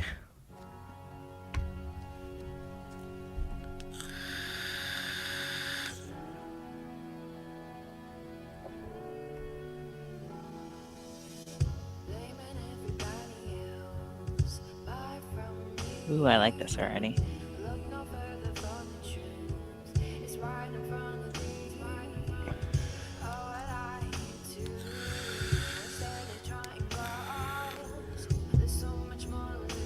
This track definitely has drama.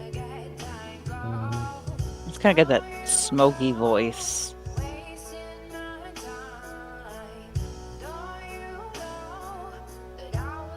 I know it's a lighter style of tune, but it's got that vibe and feel that track, that Imagine Dragons track that opened Arcane does. Mm-hmm.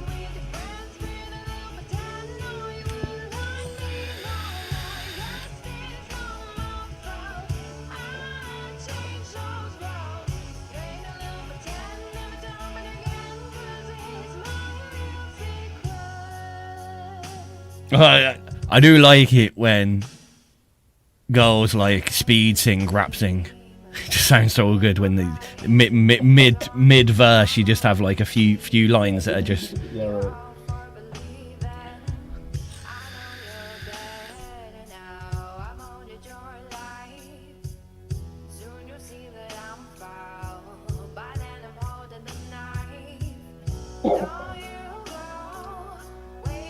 I like having a little bit of rhythmic vocal acrobatics. Yeah. It's not done enough in songs.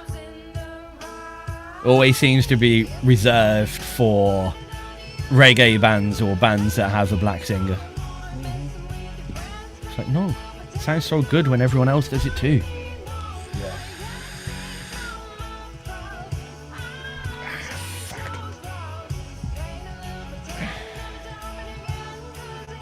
Okay over there?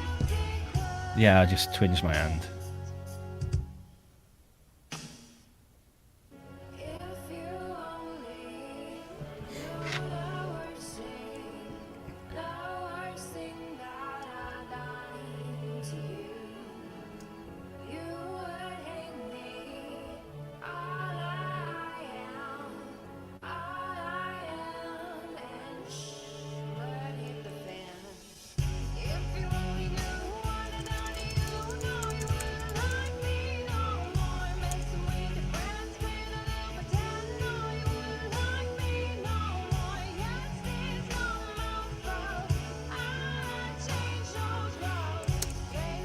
My mum's the case.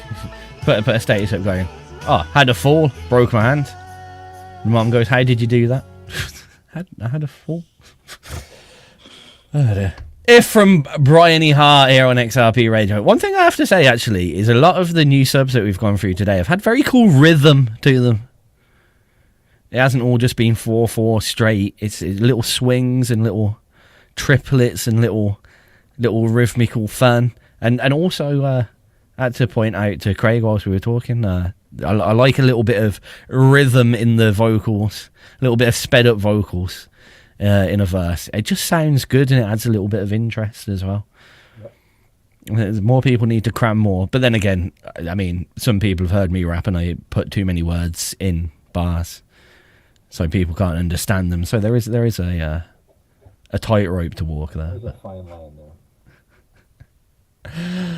So, Craig, this is about the point, and I've asked you in every single show, and every time I ask you, you throw a big paddy because it's like, how can I pick one and it's not fair, and what about the other artists that I like, and I don't want everyone else to be upset with me because I haven't picked them. But what's your favourite track on XRP at the moment? Man, at the moment? Oh, well, I thought I'd narrow it down slightly.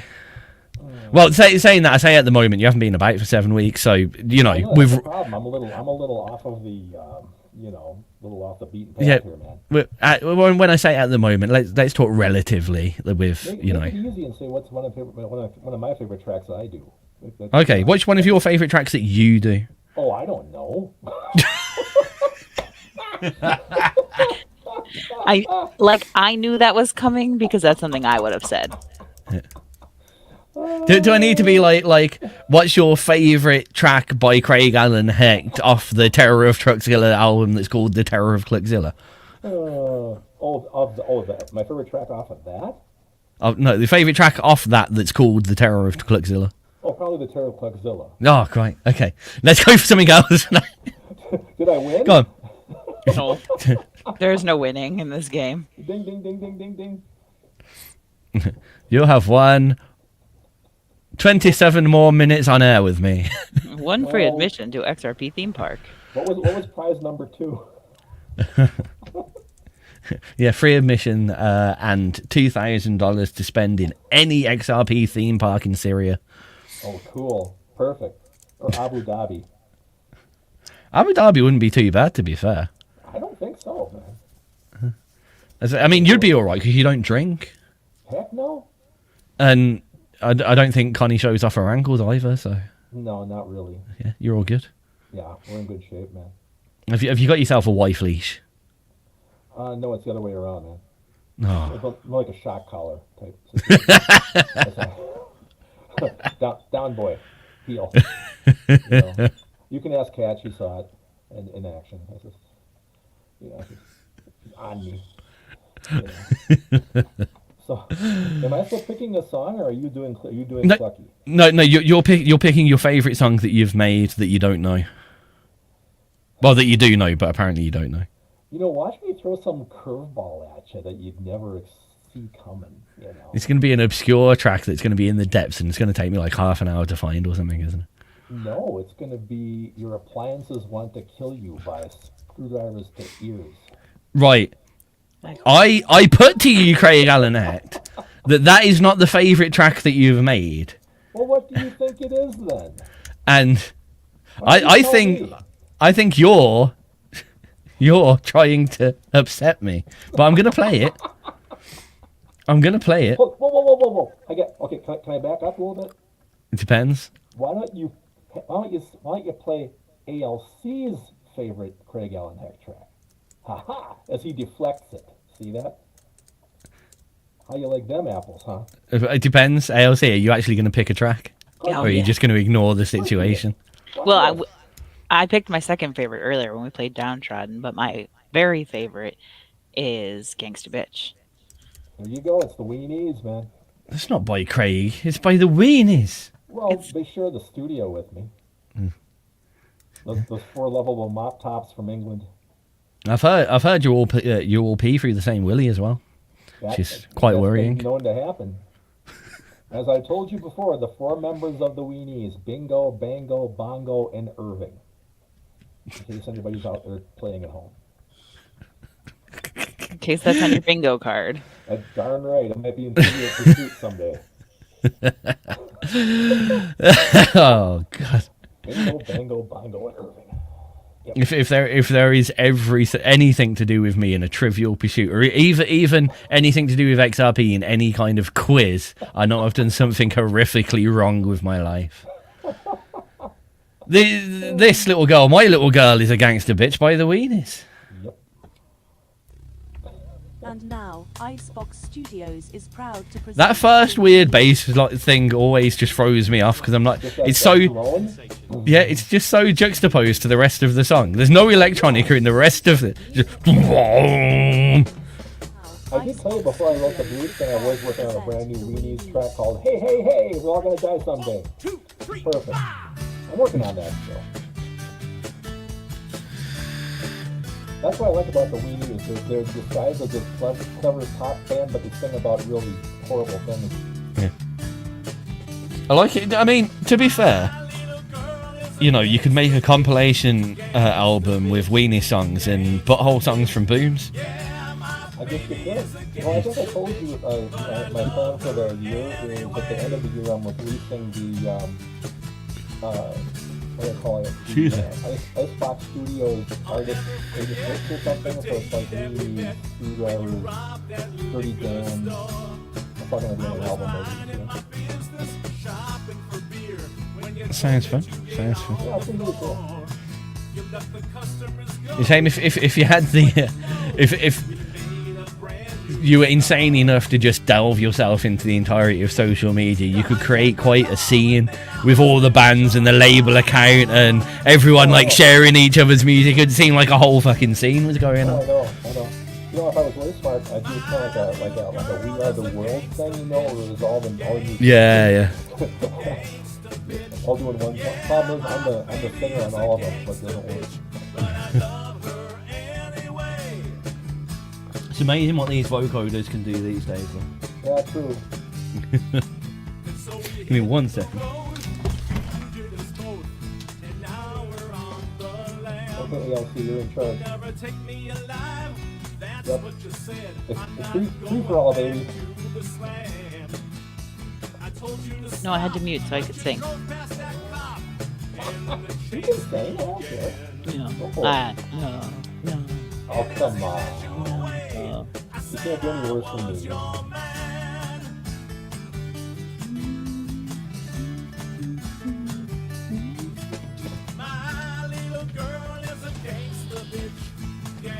Everybody at home. Come on, sing along. Oh, I keep forgetting the words.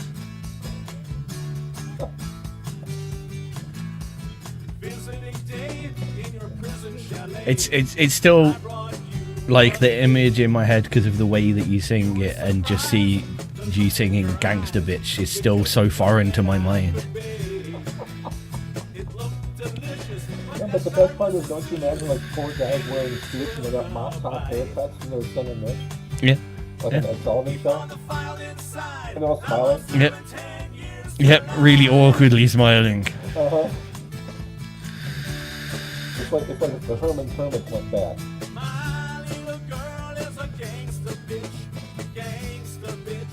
I'm actually going to see that at Disney next time I go back. Herman's Hermits is playing a concert there. They're the one guy that's left.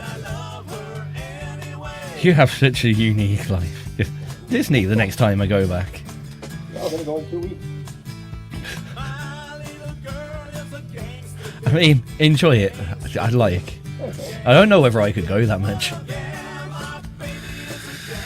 I think I'd start losing touch with reality. Reality. Who needs that? I'd also have an empty bank and 100 lightsabers. True. My little girl is a gangster bitch here on XRP radio from the Weenies. You know what though, Craig? As I'm probably never gonna go. This is going to be confusing to a lot of people that weren't watching the stream. Craig goes to Disneyland a lot, or Disney World a lot, or both of them a lot. Right. All right. But I think I might have to commission you to go and like, because I'm not going to be able to go and do it. I'm going to have to commission you to go build me a lightsaber. Oh, I could. I think the one in Tokyo also has the Star Wars world. So we can go to that one for a day when we go to Tokyo. Maybe. Galaxy. As things go in Tokyo, I'd rather be going to like Super Mario World and Pokemon World than Disneyland. I mean, we're gonna do all of those too, Are but you guys going to Tokyo? I didn't hear about this. No, it's like we're not. It's not planned or anything. It's not like, Couple well, years. we're going to Tokyo next year or anything. But I at some point in my life I am going. I'd like to go in 2026. If I went to Tokyo, I'd be living like in Akihabara. That's like where all the video game stores are, Yeah. and like all the arcade stores are, and all. I'd be living right at Akihabara, Yeah. man. I wouldn't leave, you know. Yeah, Where to go. this is the only problem. Like, Cat maybe not so much, but I feel like me and Miles might find some super strong super glue to make sure that we can't leave for a period of time. Not a bad idea. They actually have a Godzilla hotel there. You seen that? It's like They got like it's if as big as the hotel on the side. This big gigantic Godzilla. It's so cool. like if there's a theme, Japan have done it Yeah. to some ridiculous degree. Correct. This That's I so know. cool. I want to go to the Square Enix store, obviously, as well. Oh yeah, you have to. That's gonna be insane. That's It's just insane. stupid stuff as well. Like, I mean, Square Enix in anywhere but Japan, like, add the biggest price tags to their stuff. It's Right. unbelievable. There's a Right. little keyring that I got from this game museum that we went to in Spain was like €12, something like a tenner, and then like 99p in this store. It's just like, rah. Yep. No, Yeah, that's just cool. go. So I yeah, think there's like a Namco Bandai store there too. yeah. All that stuff. Yeah, you got all the Nintendo HQ over there. Oh man, you'd never leave. Does Cat know what she's getting herself into here? I don't know. Oops. Yeah. There's going to be a Okay. lot of people, so I'm going to have a lot of anxiety, so it'll be fine. I'll just do drugs or Yeah, something. That's the only thing that puts me off Tokyo. To be fair, it's like it's crazier than London, and I don't like London. Yeah. Well, cool though. That'll be a great trip. Yeah. No, I could build you a lightsaber, but the problem is you need to be there on the site because they give you like these drawers full of parts, and like you have to pick, you know, what the hilt is going to be and what the handle's going to be, and you'd have to look at all that and decide, you know, you have to build it yourself. I might just have to put my trust in someone though, because otherwise I'm never going to have a Star Wars exhibit lightsaber, and that's obviously something that I need to have. Well, we'll get you to one. Yeah, we can talk about that Go fund me for for a get lightsaber. Tiz to get Tiz to make his own lightsaber. Yeah, there you go. Yeah. Yep. I'm down for it. What have we got? 16 minutes. What have we got for 16 minutes? I mean, at the end of the day, Craig, you still haven't picked your favourite track from XRP or yourself. You know I'm gonna go penguins are better than seagulls, right? Oh, fuck. Uh-oh. It's coming into seagull season now. I had one land on the skylight the other day. God damn them! I start dive bombing the cats, and then they stay in all the time and pee on the floor instead of outside because. Yeah. Don't you guys think it's so cool that I kind of like immortalized the whole seagull situation in song? I mean, a lot of people can't say that somebody did that for them. Oh no! Realistically, we need to dig out the video to that and put the video to the music. Yeah. Cause, I mean, okay, we need to find the rest of the video, but the bit where the seagull shits on the floor, we've got down. Oh man. What is it? Based on a true story. It is. Darn right. You see them by the ocean, a river or a lake. They got their eye on your phone, Got Craig. their eye on your funnel cake. These rats with wings, the scourge of the skies. They swoop into theme parks for pizza pies. What made you specifically choose penguins? And a dress Penguins are the best animal in the whole But world. they're stylish. They're I mean, they dressed are. up like- they're always dressed up like they're gonna go somewhere. You know? You don't have to worry about what suit they're gonna pick out that day. They're dressed for it. Well, I don't know. I mean, like, they're probably going to get berated if they turned up at a rock club in a tux. But think about it. I mean, it's just going by the syllable structure in the first place, penguins are better than bop. What would you say that the two-syllable bop? Penguins are better than Okay, seagulls. see? Perfect, isn't it? And you pick another animal that would fit those two-syllable traits. I do like the fact that the majority of this song is penguins are better than seagulls because they don't do all the things seagulls do. Well, yeah. This is a big point here about the birds, though. Hitchcock movie.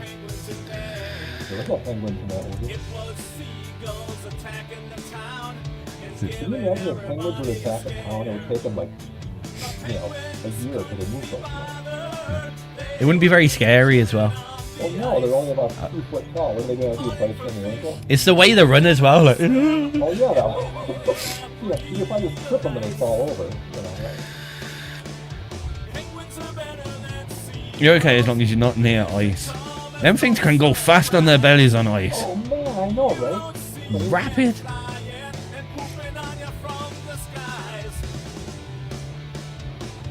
Yeah, I've seen that.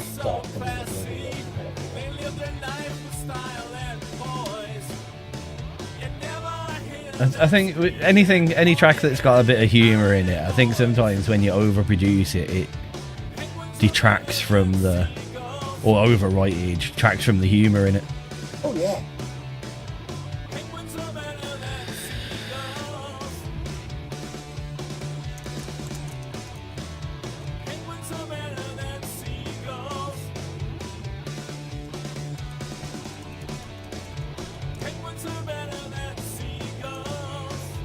It's weird, that drum beat I always makes me think of that one track by is it the Vine? Get Out of My Head by the Vine, I think it is. Yeah. Penguins are better than seagulls, Craig Allen Hecht. Darn. They are. Yep. Now, does that give you enough time to think up your favourite track on XRP? I was going to say penguins are better than I always seagulls. go back to the older stuff. I always go back like Down the Road by Turf Boy or something like that. That's a good, perfectly good choice. I have a feeling Turf Boy stuff is great. Pod Racer stuff is great. Pod Racer is great. Yes. I I always tend to go back to my mind what is the classics, I suppose. Yeah, I thought so. Yeah, Turfbox are back doing stuff. Are they? Cool. Yeah, they've actually got a gig on. Why doesn't it actually say? I've got a poster of a gig and it doesn't say the actual date of it. Oops. Event page. No date. 29th of April. There we go. TBD. 29th of April. Okay. It's the Kurt Cobain 30th anniversary Paradox Play Nirvana with Turf Boy thing. It's a remembering Kurt Cobain event. So there you go. Okay. So yeah, they are still doing things. So yeah, let's do that then. Turf Boy. Yep.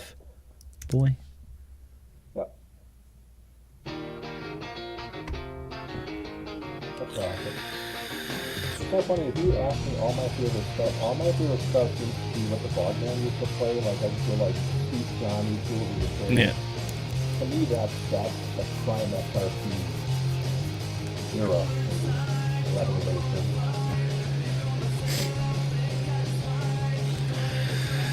Love by the Insights. Oh yeah. Oh no, the mushrooms. Mushrooms, yeah, that was Yeah. Dom Mushroom.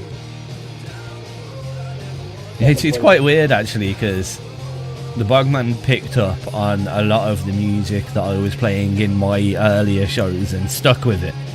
Yeah. Then I moved on and he sort of like when he did his show on Tuesday, I'm listening and I'm like, oh yeah, this was all like. I know my dad does a good kind of classics show with a few new bits.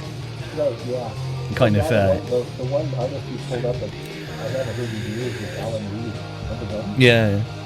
Is he off the, face of the earth, or is he still out there? I've seen him about. I'm not sure what he's doing these days. Yeah, he was always on that show.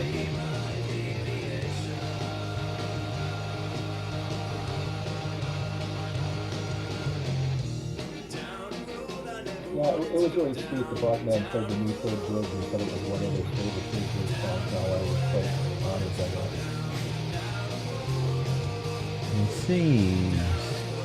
Seems to be being quiet for a couple of years. Okay. I know he had some issues with it. He was in a band called Palace and he got kicked out of them and it didn't go very well. And then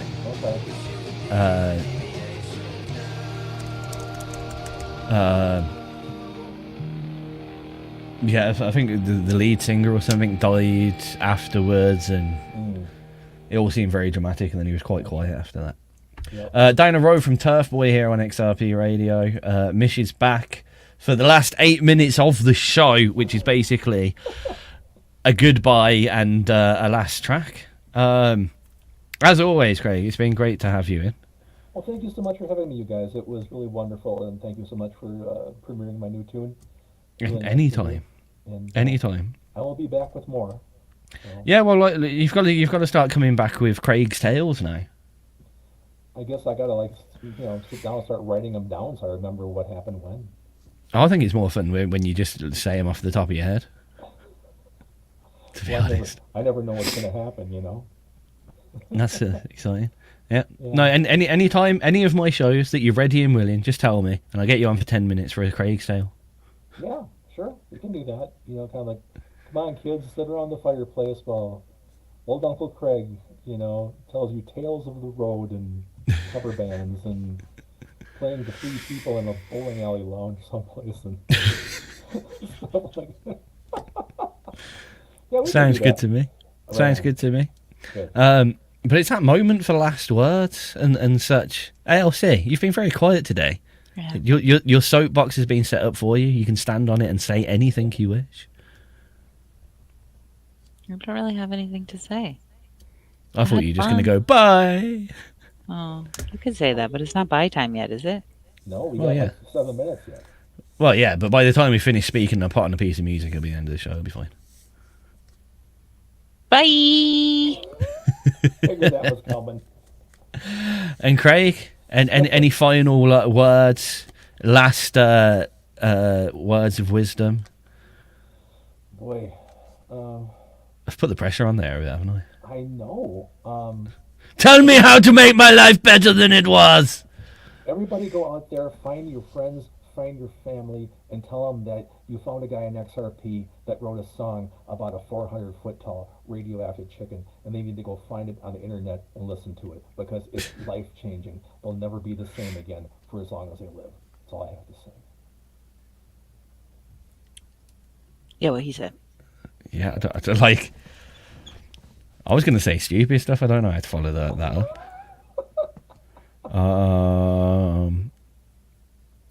Well, I guess I've made everyone else do it, so I'm going to pick my favourite track by me. Good choice. It's not. But yeah, it's the end of the show, so it doesn't matter if anyone goes away at this point. The other thing is I hide my own music even from me. So give me a second to find where I put it. It's terrible. It is. Right, okay. I see your bass behind you there. Why don't you pick it up and smash us off a lick? Yeah, good idea. Oh, I know. Well, see, why do I work with these people? What did you expect there? Like, we just break out some Jacko riffs. Oh man, I've played it quite often. The favourite thing that I've wrote by myself is my whole Me Type mix, which annoyingly starts off with an out of tune B string, but there's nothing that I can do about that. Part of the reason why I've chosen this as my favourite is because I could get it quite easily as well. Alright, I am back on Monday just before Pipe Dreams. Tomorrow you have the joys of definitely Archer's Blues Pit and In the Shade Garden with Juniper. You might get Days Retro Hour as well. Tuesdays, The Bog Show, and I don't know whether Ramo's Random's still on, but it might be. Wednesday is me and Cass Dupree. Thursday's a bit quiet still. Friday's a bit quiet still, and then we're back to the weekend. Everyone good? Right on. Excellent. Yep. Okay, so from me it's bye, from her it's that sound that she makes. Bye. And from Craig it's... Bye, kids. Lovely. So fun. Okay. Well, that So was fun. it was a whole show that nothing went horrifically wrong. I didn't lose my mind. I know we didn't go to dead air. The sound seems to have been good on StreamYard. Fucking hell, I might be back on form. Yeah. I don't know. I could hear myself okay. I could hear the music okay. That's cool. I could hear you guys okay. Yeah, the main thing with, especially Facebook, it's really hard to try and... If Facebook picks up music, no matter what the music is these days, if it picks up more than like 30 seconds straight of just music, no interruption, it'll just flag you for a copyright warning. Copyright infringement, yeah. So, kind of Yeah. YouTube's not as bad. We've got away with quite a lot on YouTube. Facebook is horrific though. Yeah, Facebook cop. Oh, cool. We just keep talking for another hour, so if anybody watches this thing on YouTube, it's going to be, why do they start babbling after the show's been over for like an hour? There are a few videos like that, and like a few people who've mentioned like, you never edit your videos, do you? Nope. Like it's worse than all, baby. Nope. It's quite funny. The bit a while ago, mind, I've interviewed a few bands, and in the interview they're like, "Oh, you can edit that bit out," and I'm like, "Yeah, I can." We won't. Probably not. No. Never do. No. So Tuesday, I'm gonna go see what's that new movie thing called Cross Godzilla. Oh right, yeah. Yeah. All I know is that stuff blows up. So stuff blows up, man. I'm there. So that'll be good. I used to have a really weird fixation with movies that have good decapitations in. Like Sleepy Hollow with the horseman slicing off the heads. That was a good. Oh, yeah. And there was one that was like House on Haunted Hill or something like that, and a big lion thing, stone lion thing, swings down and just perfectly chomps someone's head off. Like brilliant.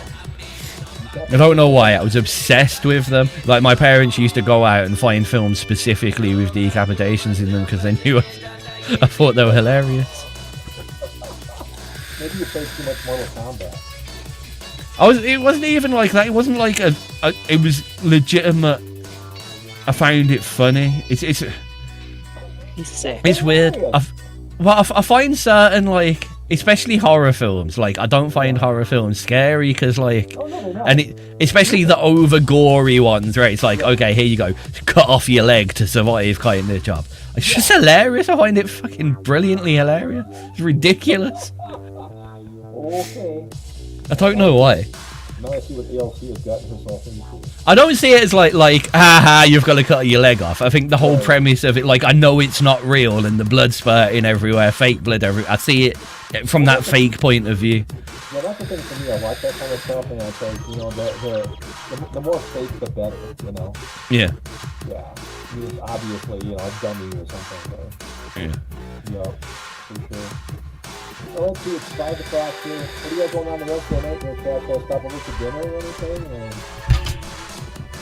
No? I think she's going to be in bed before I am. I didn't hear. You were moving the mic. It's 5 o'clock, so stop over for supper. Yeah, I gotta go feed the kiddo Okay. and myself. I think it's And Craig, no. That'd be please great. do, man. That sounds good. I have no idea what I'm making for dinner, but I gotta make it. I'm gonna find something in the freezer. Alright. There we go. Oh! Went over by a minute and a bit. Terrible. Uh-oh.